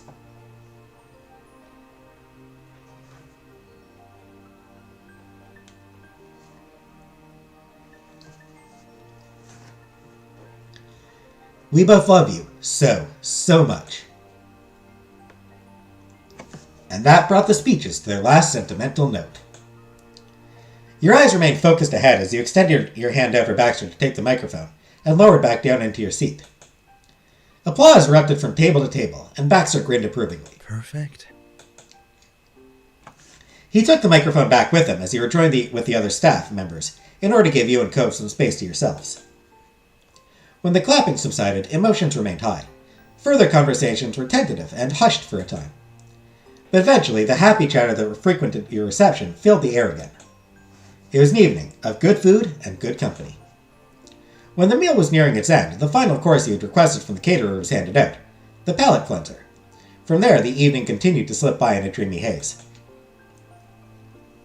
Before you knew it, all the attendees had finished and the dishes from the dinner had been swiftly cleared from the tables.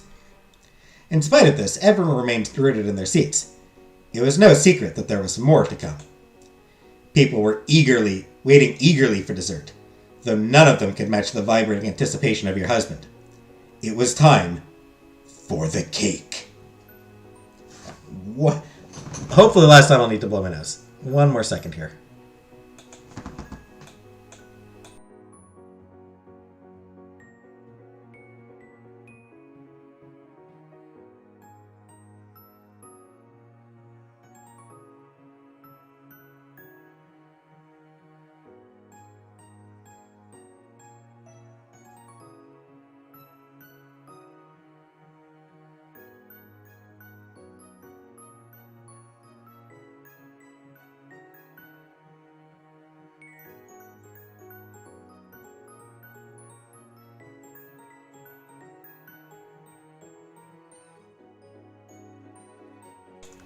Was it properly muted that time?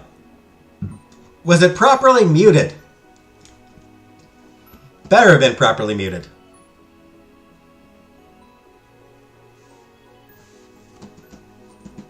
Ready to go? I was just blowing my nose for a second, Colorado milk.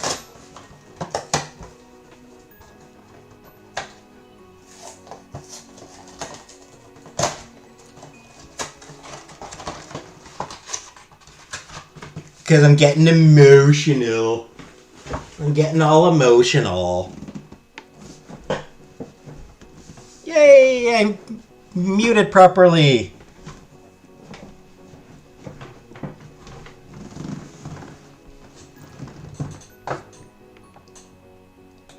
Anyway, I'm pretty sure we're getting close to the end. We got the cake, and then I assume there's not much left after the cake. But before the big event, you had something else up your sleeve. The servers returned to bestow the extra treats to your guests. Truly delightful trays of fancily plated pretzels were delivered to the tables and distributed to the guests. The dishes had been carefully selected to match your color scheme. Read you a book? You have an awesome voice? The issue with that, Kitty Charms, it's a lot of reading. It's a lot of... It's hard on the throat to do that. Like, it's genuinely hard to do that.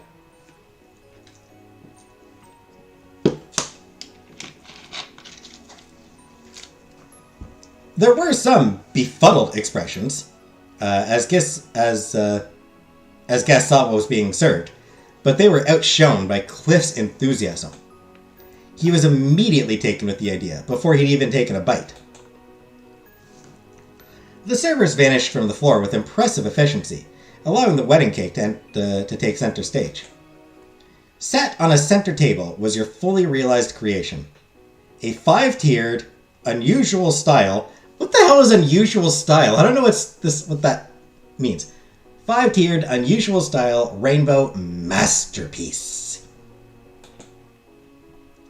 You were pleased to see that your guests were as smitten with it as you and Cove were. Cliff let out a low whistle of admiration. What a cake! And the little details are beautifully done. Lee was utterly enchanted. Very nice. Yes, I love it! Miranda cheered, her eyes sparkling with delight. A rainbow? Baxter beckoned for you and Cove to come forward. You rose from your seats as one and crossed the floor to the display table, where a waiting server offered the cutting knife to you both. Handle first, I assume? Handle first, I hope?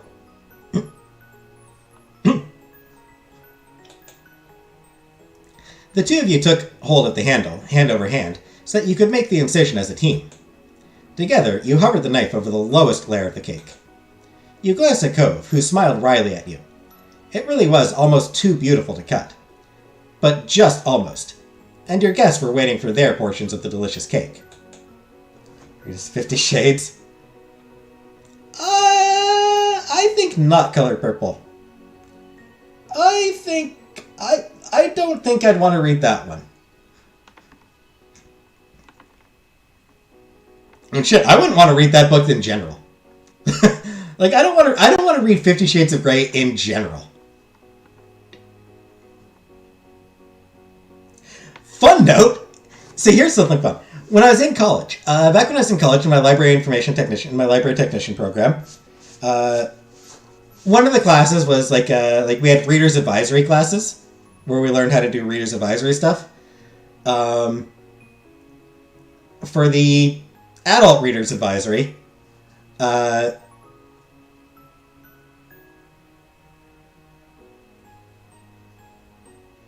one of the people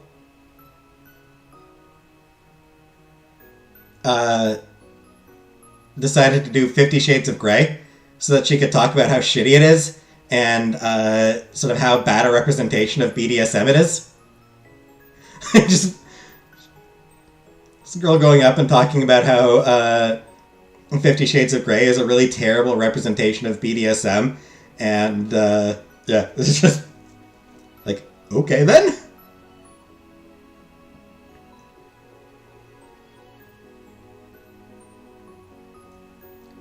For my reader's advisory thing, I did Pretty Deadly. Because it's real good. Anyway, carefully, so as to preserve the structure as much as possible for as long as you could, you pushed down with the knife. It slid through the cake easily, leaving a smooth cut all the way through. You and Cove drew the knife out, then made another cut in order to create a neat triangle of cake. The server produced a plate, ready for the first slice. With a bit of shakiness in the motions between the two of you, you slipped the knife under the piece and transferred it to the waiting plate. The first slice was done! You gazed at the neatly cut cake with pride as you set down the knife. Cove beamed. It was a lovely moment.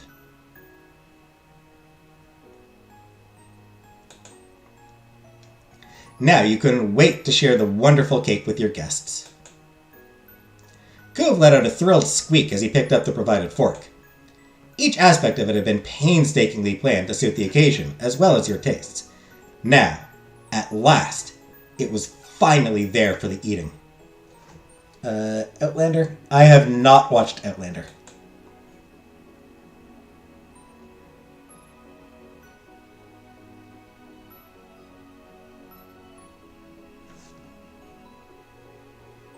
You were just as eager to eat it. You weren't going to hold back. And, in short order, servings of cake were set down at each table, a neat triangular slice in front of every guest. As the crowd dug in, along came the discussion on the dessert. Ooh, it's tasty. I love the filling. Your cousin wasn't the only one in the family who was so captivated by your cake. Ma uttered a dreamy sigh after each bite. Wonderful. Delicious.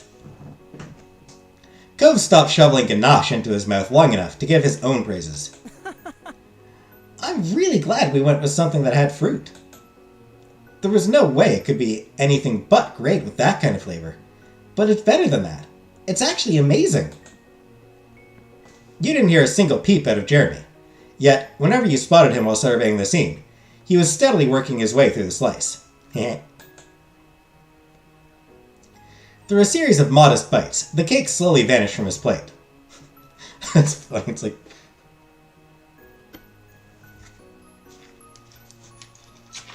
Enjoying the cake too much to even be grumpy about it. He can't even be grumpy about liking the cake, it's too good. That, combined with the absence of any complaints, was a huge accomplishment when it came to that particular guest.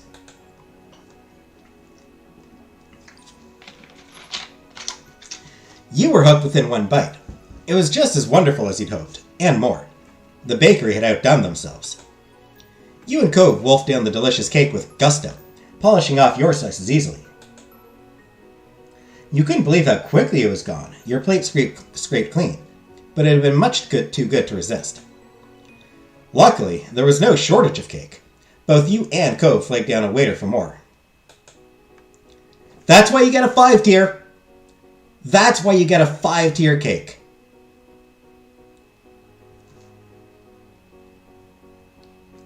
By the time the meal was officially over, Cove had not only devoured 3 full-size slices of cake, but he double-checked with Baxter about what happened to any leftovers.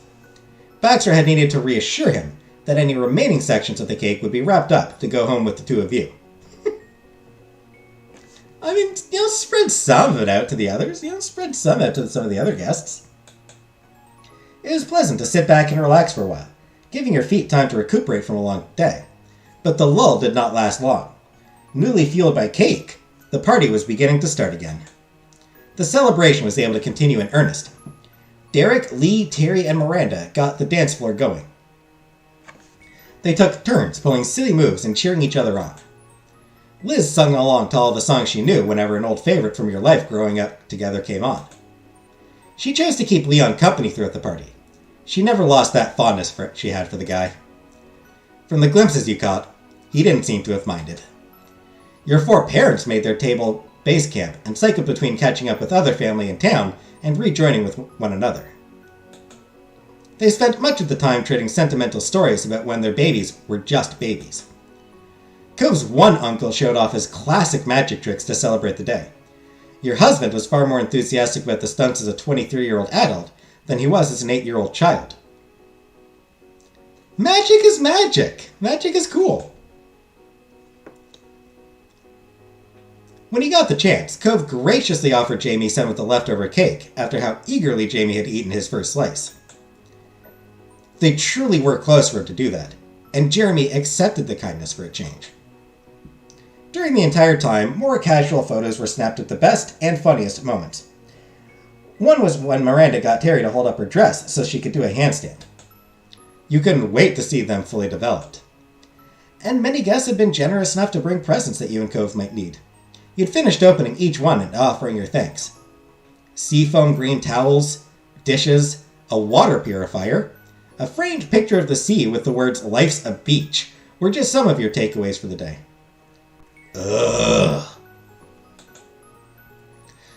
The most common gift, however, was the safe bet of simply giving cash. You'd never seen so many $20 bills in one place. Your families had a sense of humor. Of course, the relationship that began with someone offering money would reach its head with that repeating. Your husband caught a glimpse of the silent amusement in your face. His mouth curved into a smirk as he watched you. You'd bet money that he knew exactly what was on your mind. Good evening. The distinct voice of your planner caught your attention. He approached with a polite wave. You know? The people you know are as welcome as you are. They've treated the staff, including myself, well throughout the reception. Well, with 2 exceptions. Mr. Leon and Mr. Jeremy are quite the characters. But don't worry, we can handle a bit of snark just fine. I imagine Baxter... Yeah, I figure Baxter would give as well as he'd get with Jeremy. The description made Cove wheeze. He couldn't make Baxter's cave when replying. Sorry. They've got kind of an attitude. I've noticed. As pleasant as he kept the pleasantries, Baxter was certain to get to the point of the conversation quickly. Well, I'm here to say that you've got the space for a few more hours, but there are no more planned events or responsibilities on your shoulders. The day went off exactly as intended. He pressed his hands against the bottom of his spine and leaned his torso back against him to stretch. For a single side word, Baxter let himself clock out of the work mindset. Hallelujah. But the metaphorical bell rang, and he returned promptly to providing his service, standing up perfectly straight and pointing his toes forward. You're free to simply enjoy yourselves however you want, with the time that's left. Of course, I'll personally put out any fires if they do appear. You two don't need to worry about anything. Cool. Thank you for all of this. You really were the perfect guy to do it. Baxter's brows curved. Hey, Zach. Baxter's brows curved, his eyes softened, and even pausing to steady himself didn't hide the emotion rich in his voice. That means a lot to me.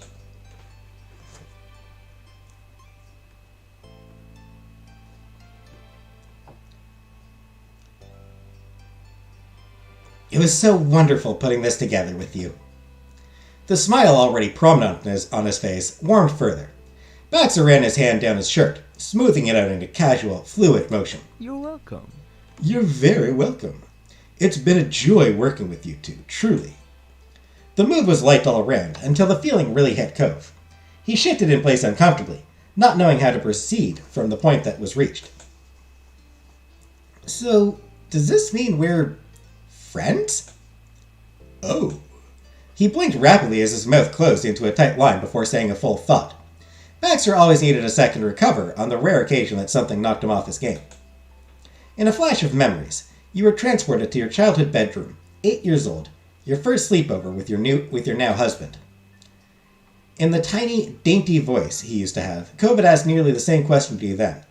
If you were friends. Sweet and unsure, he'd always been the man you loved, and always would be. Well, that's your call, I'd say. Despite the prompting to talk, Cove couldn't put together an answer.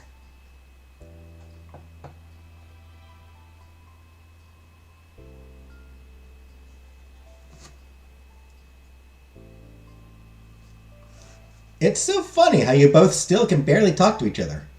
We're friends. Two pairs of eyes from two very different men set on you, though eventually moving to look at one another. Smiles returned to both their features. As Baxter would say, it was settled. To solidify the friendship, Cove opened his arms out to you for a hug. I assume Baxter opened his arms out to you for a hug. You gladly reciprocated. You tucked your arms around his chest in a nice, affectionate embrace. He wrapped his arms across your back in return before letting you go again. Next, his hand went towards Cove. He held it out evenly with confidence, not from a want to be self-assured, but he was actually certain that they had a closer relationship now. Cove looked down at it, considering. But ultimately he raised his arms and shoulders in a motion that was both an awkward shrug and an invitation to hug instead.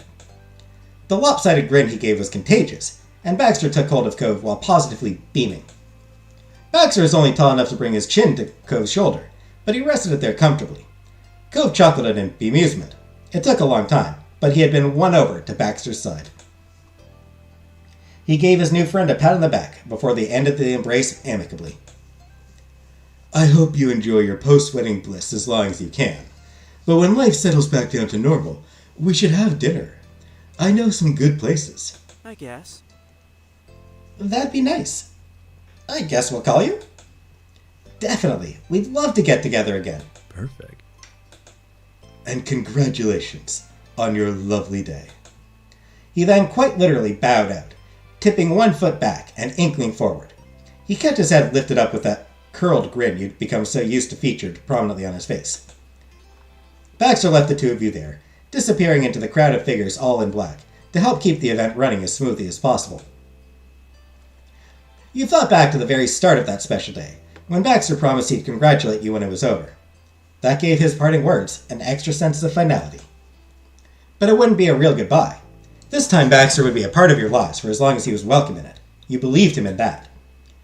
With the staff busy and the guests mingling with each other, you and Cove had a moment completely to yourselves since the wedding first began that morning.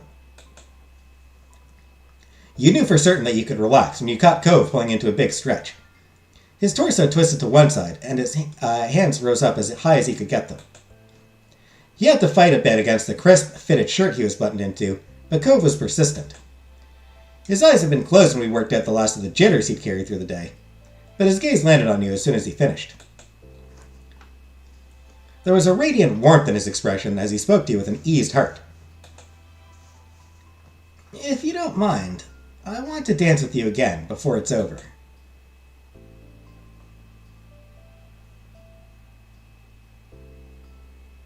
"I would love to." He smiled openly and welcomely. It was more inviting than his direct words had been. As he had in the past, and as you were certain he'd do in the future, Cove lifted his hand for you to take. You accepted then, as you always would. You and your husband slipped away from the main seating area out to the center of the space. By that late hour, the dance floor had mostly emptied. Your fingers remained linked as you both took hold of the other with your second hands, taking form for a dance. "Hey, Compbrook. Thank you. I think I'm just about done. Hopefully, we're just about done." Yeah, 3 hours now. Been at this for a little over 3 hours now. Hopefully, we're almost done. We've had the cake. We've had the speeches, Baxter is definitely our friend now.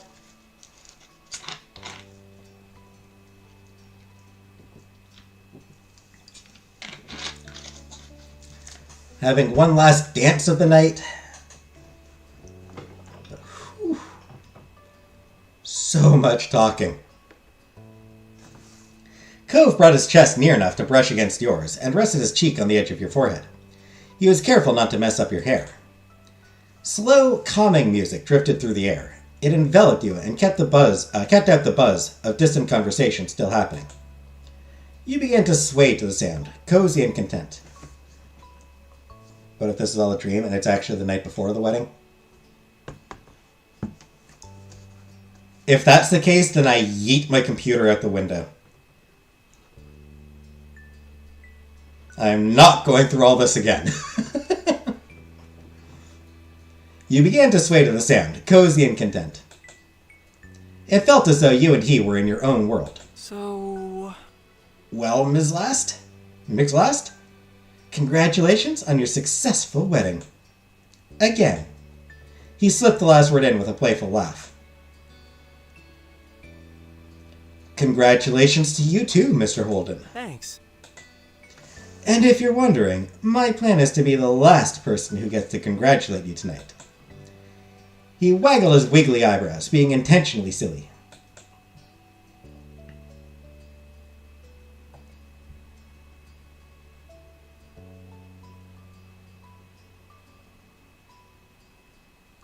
I'm rooting for you.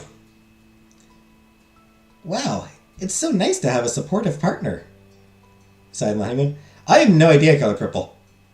The honeymoon's just not brought up. It's just not talked about. So I have no idea what the honeymoon's even going to be mentioned here. He sighed softly, and his shoulders lowered comfortably. But Cove suddenly perked back to attention when something struck him. Though, I could just say it again when we get to the hotel room.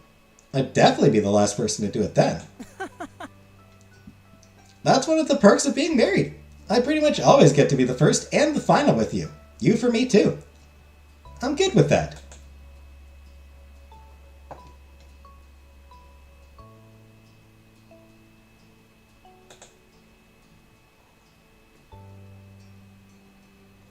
Straight out still here?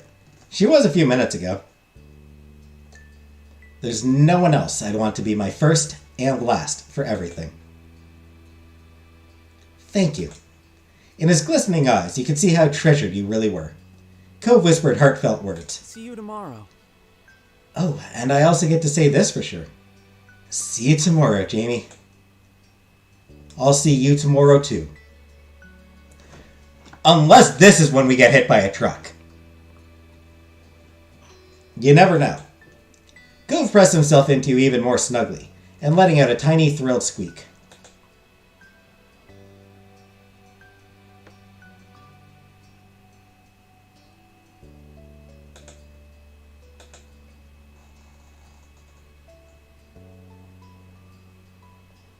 Hmm.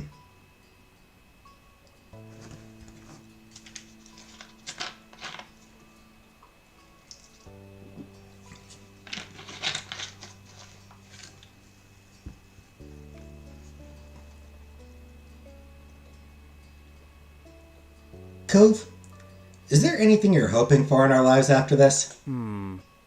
We've got our place, our pets, each other. That makes me really happy. But is there something you want to talk about? I want to listen.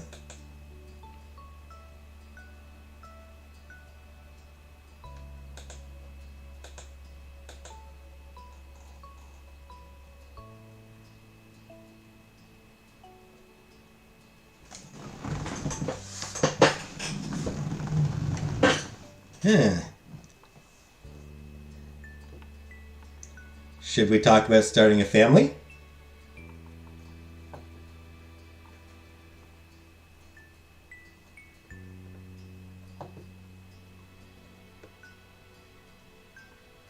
I mean, I don't want kids myself. Does my character want kids?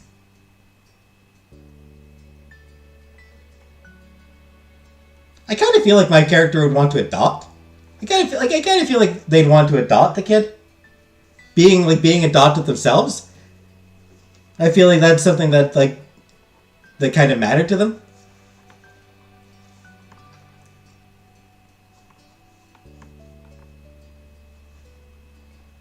I only care about myself and my own birthdays.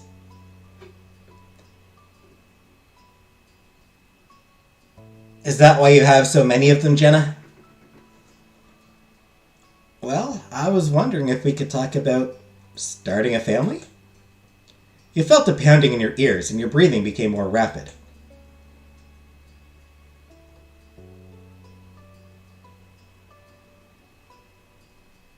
I want to adopt. For a second, he completely stalled. You winced as him potentially fainting became a real possibility once more. Instead of falling, he spoke. Okay. The word was so quiet, and you needed to hear him so much. You instinctively pulled closer to him. You regretted that choice immediately after, because he reaffirmed himself in a shout. Right? We can adopt a baby! Not right now, I mean. Unless you want to do it right now? Cove was panicking, bouncing up and down on his feet enough to shake both of your bodies. You knew his heart was in the right place, though. It filled you with joy. Don't worry, we'll take our time. He panted out uneven breaths, but calmed enough to still himself. Yeah. Good idea. Thanks, Jamie. Unless you want to do it right now, we can go look for a kid right now. We'll just find some random kid on the street and adopt him. Door to door. Hey, you got any kids? Got any kids you don't need?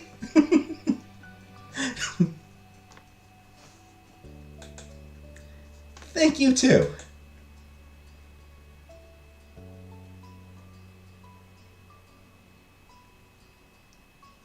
Now that we have a minute, I wanted to mention how you looked. His stance tensed, blushing in his finery.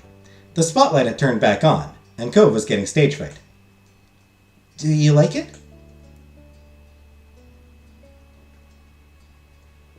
It's flawless. Perfection. Unbelievable. Glamorous. Elegant. Magnificent. Delectable. Jamie! It matches all the good adjectives in the thesaurus. You could tell from his blush that he had ultimately enjoyed your attention. His posture relaxed and he seemed more confident in the clothes again. Thanks. I like yours too. I was completely speechless when I saw it. Thank you. So, did you notice that I'm wearing an anklet? He let out a genuine gasp. No! Seriously? Are you serious? I had no idea you were wearing one. With the initial shock wearing off, Cove shamelessly craned his neck to try getting a peek at it. You could only laugh at the reaction. Honestly, I thought you'd have checked for that. Well... Cove dropped his face completely, suddenly feeling bashful. You do look really great in that outfit, but mostly I've just wanted to see your face.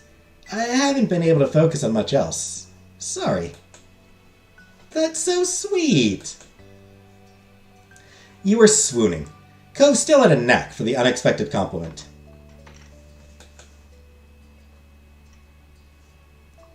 Cove seemed like he had something on his mind. You gave him an encouraging smile. He chewed on the inside of his cheek as the silence grew longer. You remained patient, communicating your willingness to listen through your eager eyes. Jamie, there's something I want to say. The sentence faded out as his lips clammed up in a trembling line. He had to force it back open. I wanted to say it without crying, but your vows were so nice to hear, and I loved them, and thank you for doing that. Simply remembering the scene had gotten the tears flowing again. He couldn't help it.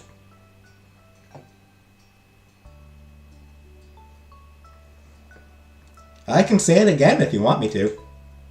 He sniffled once, then twice. Then he grinned back at you.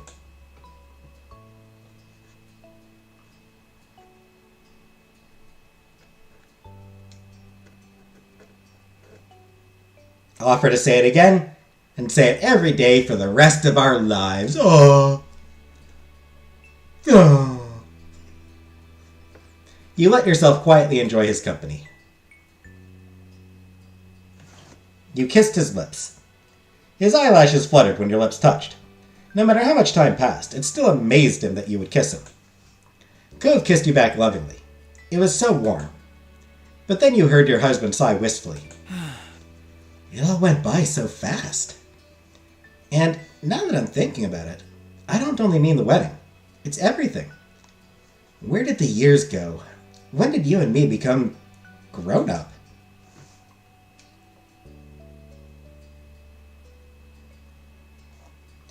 Legally, it was when we turned 18 years of age. I mean, technically.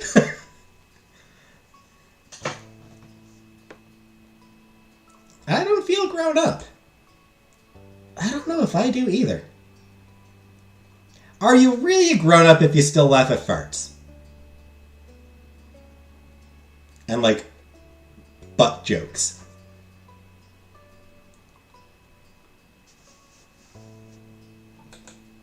Though, his spirits carefully rose again as he spoke more lightly. I feel pretty good about getting older, not being a kid anymore, because I'm doing it with you. Before we could only pretend to play adult, and I was bad at it. Liz was right on that one, unfortunately. Now we're at our wedding. I know what it's like to be an adult, kind of. You just do it and keep going. I guess it's as simple as that. Call him a baby. I don't want to be mean to him. I wish I could have figured that out from the beginning. No, actually, I'm glad everything went the way it did. I am too. The song that blanketed your discussion was at its final chorus, as the sun's rays drifted further away. Night would fall soon. It was almost time to go. Too soon you would know what the ending note of your wedding was. The final glance. The last word. Those thoughts swirled in your mind until Cove brought you back to existing in the present where you belonged. It's nice. I think our life is really nice. From the beginning and always. Not letting either of you get lost in contemplation again, Cove suddenly clapped both his hands against his shoulders with the utmost seriousness. You know, if you ever want to have another party like this, I'll do it. It can be every year. Multiple times a year, whenever you feel like it. We'll keep Baxter in business forever. They did the thing, indeed.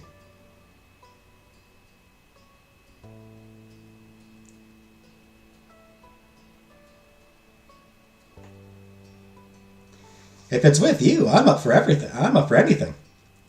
Tiny, delicate water drops pooled in the corner of his eyes. Cove let his hands travel from shoulders up to touch your face. He cradled you tenderly, never wanting to let go. What did I do to get to be with someone who's there for me, Someone who honestly cares about me. Well, I don't need an answer, really. I'm just grateful. I love you. I was actually holding my breath thinking that that was the last line. I mean, they should have a last line like that. I love you too, Jamie. Always.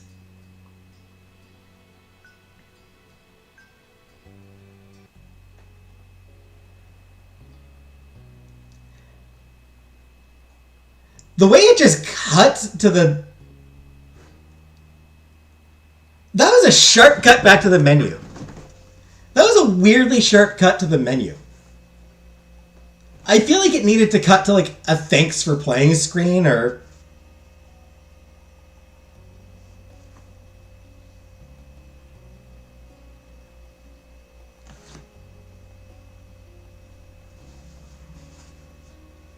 Always is good too. Well, Always and Forever is the next game in the Our Life series. Even the game was ready for it to be over. It seems that way. Feels that way. But yeah, I feel like it needed to cut to like some kind of ending screen. No credits? Well, the credits were in the main game. Like, we did the credits at the end of the main game. This is just DLC. So doing the credits again wouldn't have worked. Like, they couldn't just do the credits again. But there needed to be like an actual ending screen.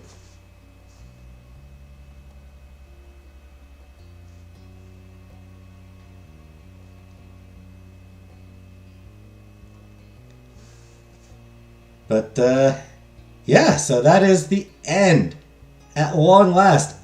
The end, the finale, the over and done with. I feel like we've all been through so much together now. I know.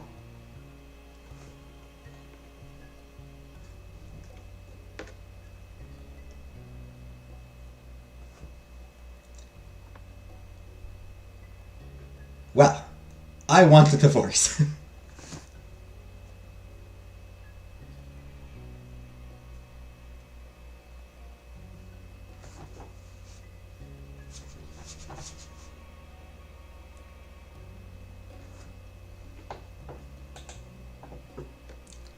So what do you think? This game launched, I think, in 2020? Yeah, this game originally came out in November 2020. This Final Wedding DLC just came out... Actually, no, the Wedding DLC came out a while ago. The Baxter DLC was the last.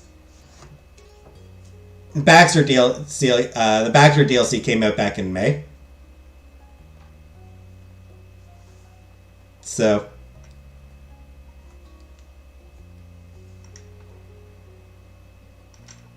2.5 years from the time that the game launched until it was over and done with. Divorce DLC.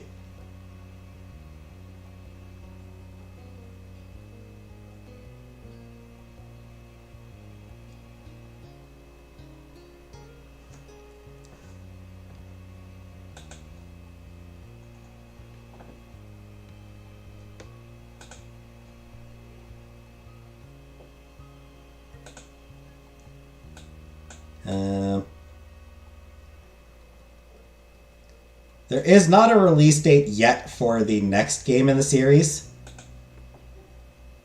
What year did we start watching this? 2022.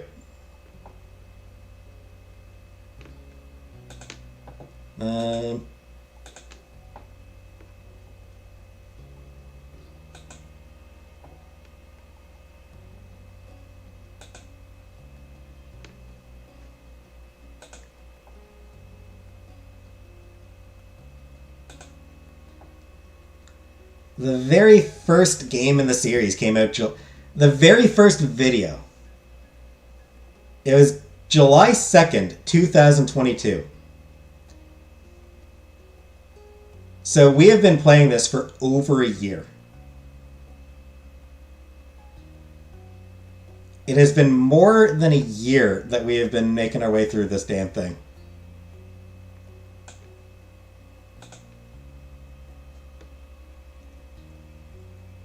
37 videos.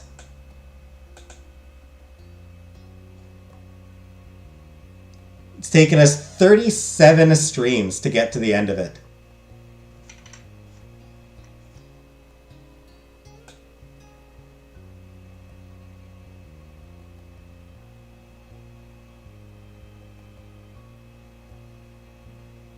Though in fairness, one of those videos only lasted 20 minutes because it cut off. One of the streams doesn't really count because it cut off 20 minutes in because my internet cut off for some reason. And like just stayed down for a while.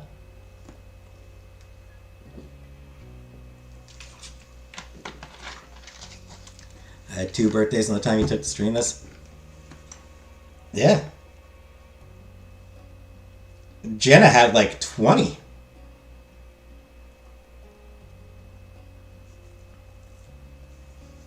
Commend your consistency. Thanks, Comic Brook.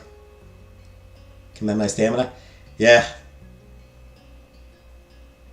Yeah, I mean, it's a long one. I do enjoy the game. Like, I did enjoy it. Long as it is, I did still enjoy it. But, long as it is, I'm glad it's over. Jenna must be really old now.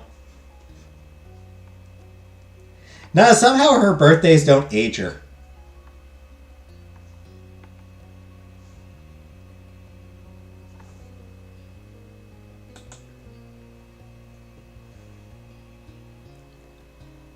Luckily, the next game that I'll be playing, the next game I'll stream, looks like it's going to be a lot shorter. Why are you obsessed with Jenna? Because we love Jenna. Started again? No. Yeah, the next game I stream is going to be Ambition, a Minuet in Power.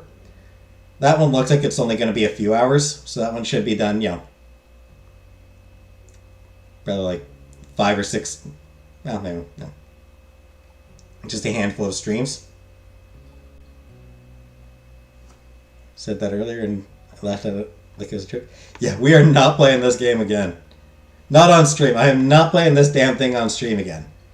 It's possible that I might play it again at some point just to see some different outcomes for certain things. But on stream, no.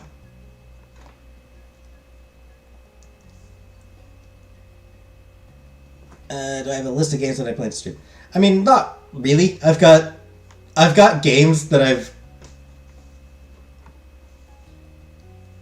have games that I own. I've got games that I backed on Kickstarter that I do want to play, and playing them on stream is the easiest way to justify doing it. So yeah, like Ambition, a Minuet in Power. I don't know. I think there's a few others.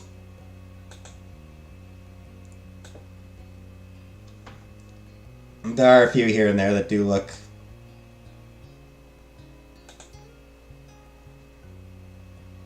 Final Fantasy next? So after... I won't be streaming Final Fantasy. I am thinking that once I finish recording my Let's Play of Life is Strange Before the Storm, I might move on to Final Fantasy. Actually, there's a couple of, short games I'll probably do. There's a couple of, 30-minute things that I'll do. That'll be recorded. Final Fantasy is going to be recorded. I probably will get to it fairly soon. Life is Strange Before the Storm, that'll take, another couple months of recordings. The new Mario game.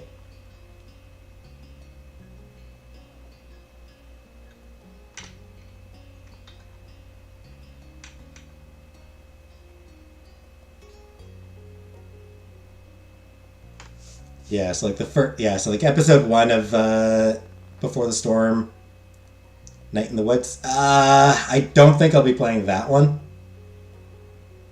Yeah, so that's 5 episodes. So figure 5 or 6 episodes apiece for Before the Storm, and that's...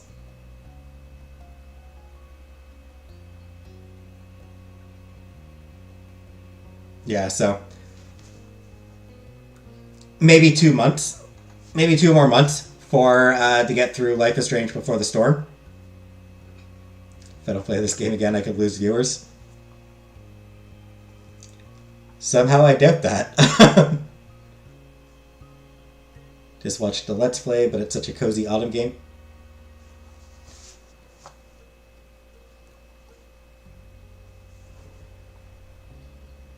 I mean, I'll look into it, but I have a feeling I probably won't be playing Night in the Woods. There's a fair number of other games that I do want to play. Who's my favorite YouTuber? I mean, it varies. Like, I really enjoy Ryukar's Mario Maker videos. Like, I really enjoy watching Ryukar play Mario Maker.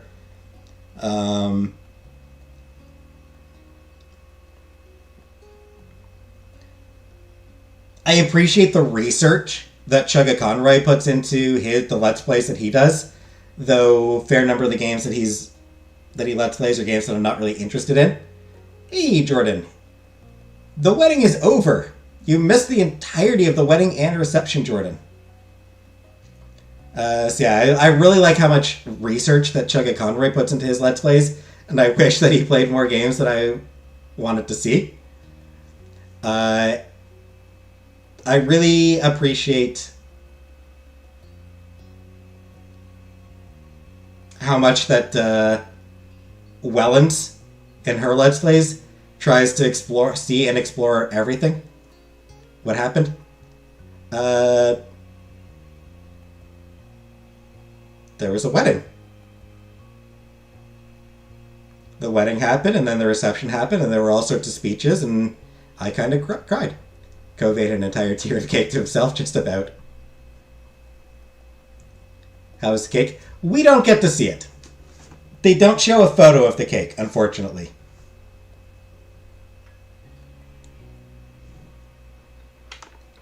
It was all very sweet and cute. What type of cake was it? Rainbow cake. There's a rainbow cake, fruit. There's fruit in it. Ganache. 5 tiers. I win beer pong, so... Well, there you go.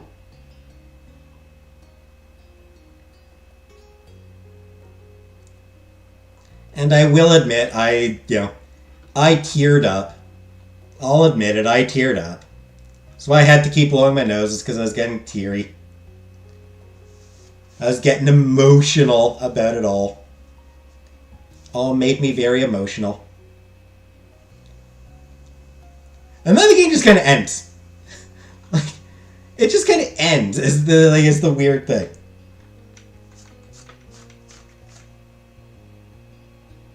Yeah, you're at the wedding with Cove, and you're having your last dance with Cove, and it's all very sweet, and then it just ends, and cuts back to the title screen, the main menu. Like, it's just weird how sharply it cuts back to the main menu. There's no actual ending screen. It's just boop. Restart it. No. Look, if you want more Our Life, you're just going to have to wait for the next game in the series to come out. You're going to have to wait for Our Life always and forever.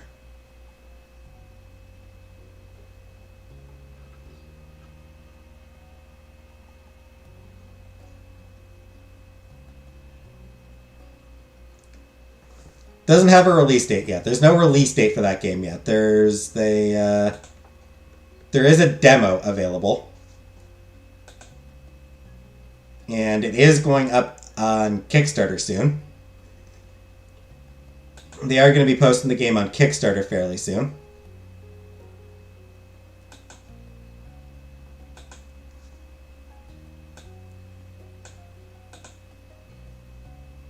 I'd figure probably a couple more years for the next game to come out.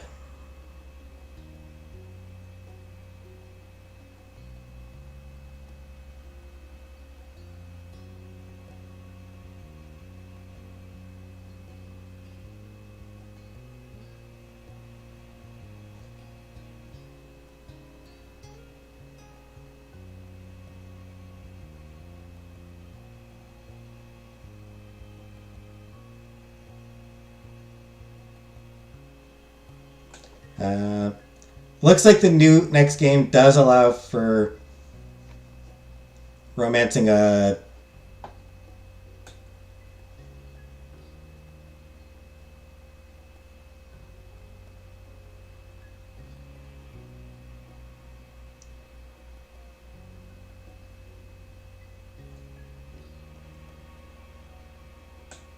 Yeah, so the next game allows you to...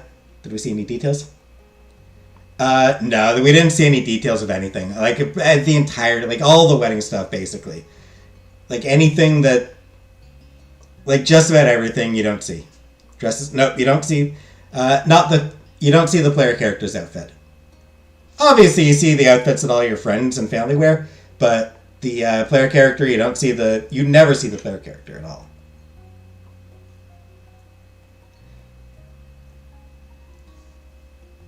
Yeah, it looks like the next Our Life game allows for 2 different love interests.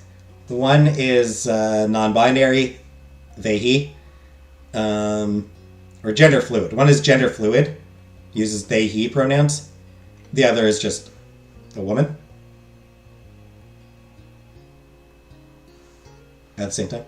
I assume you have to choose. I would assume you need to choose.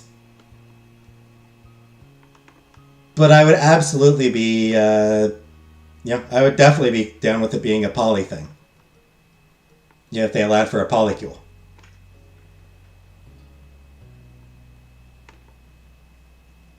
Yep.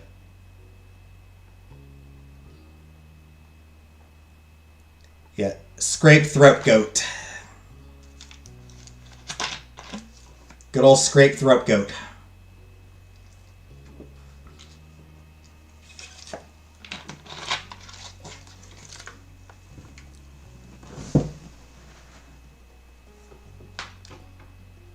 Modern day Nancy Reagan we got here. Scrape is a modern day Nancy Reagan.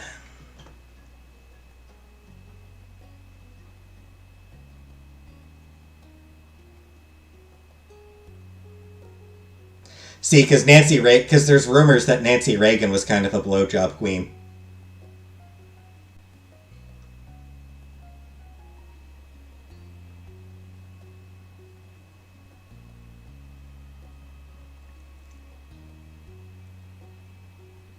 Anyway.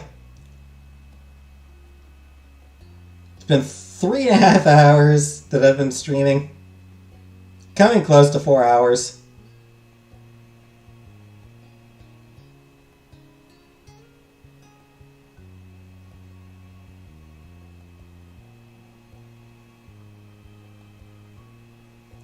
So it's close to 4 hours, so I am going to end the stream here for tonight because I'm tired and my throat's getting sore from all this talking.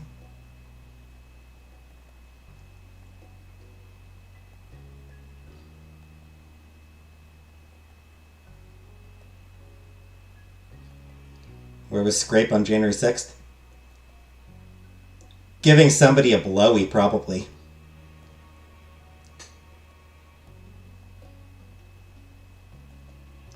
So yeah. This game is finally over and done with, and I can move on to something else now. At long last. And yeah, I probably will be on tomorrow. So, thanks for watching. And I'll see you tomorrow. Good night, everybody.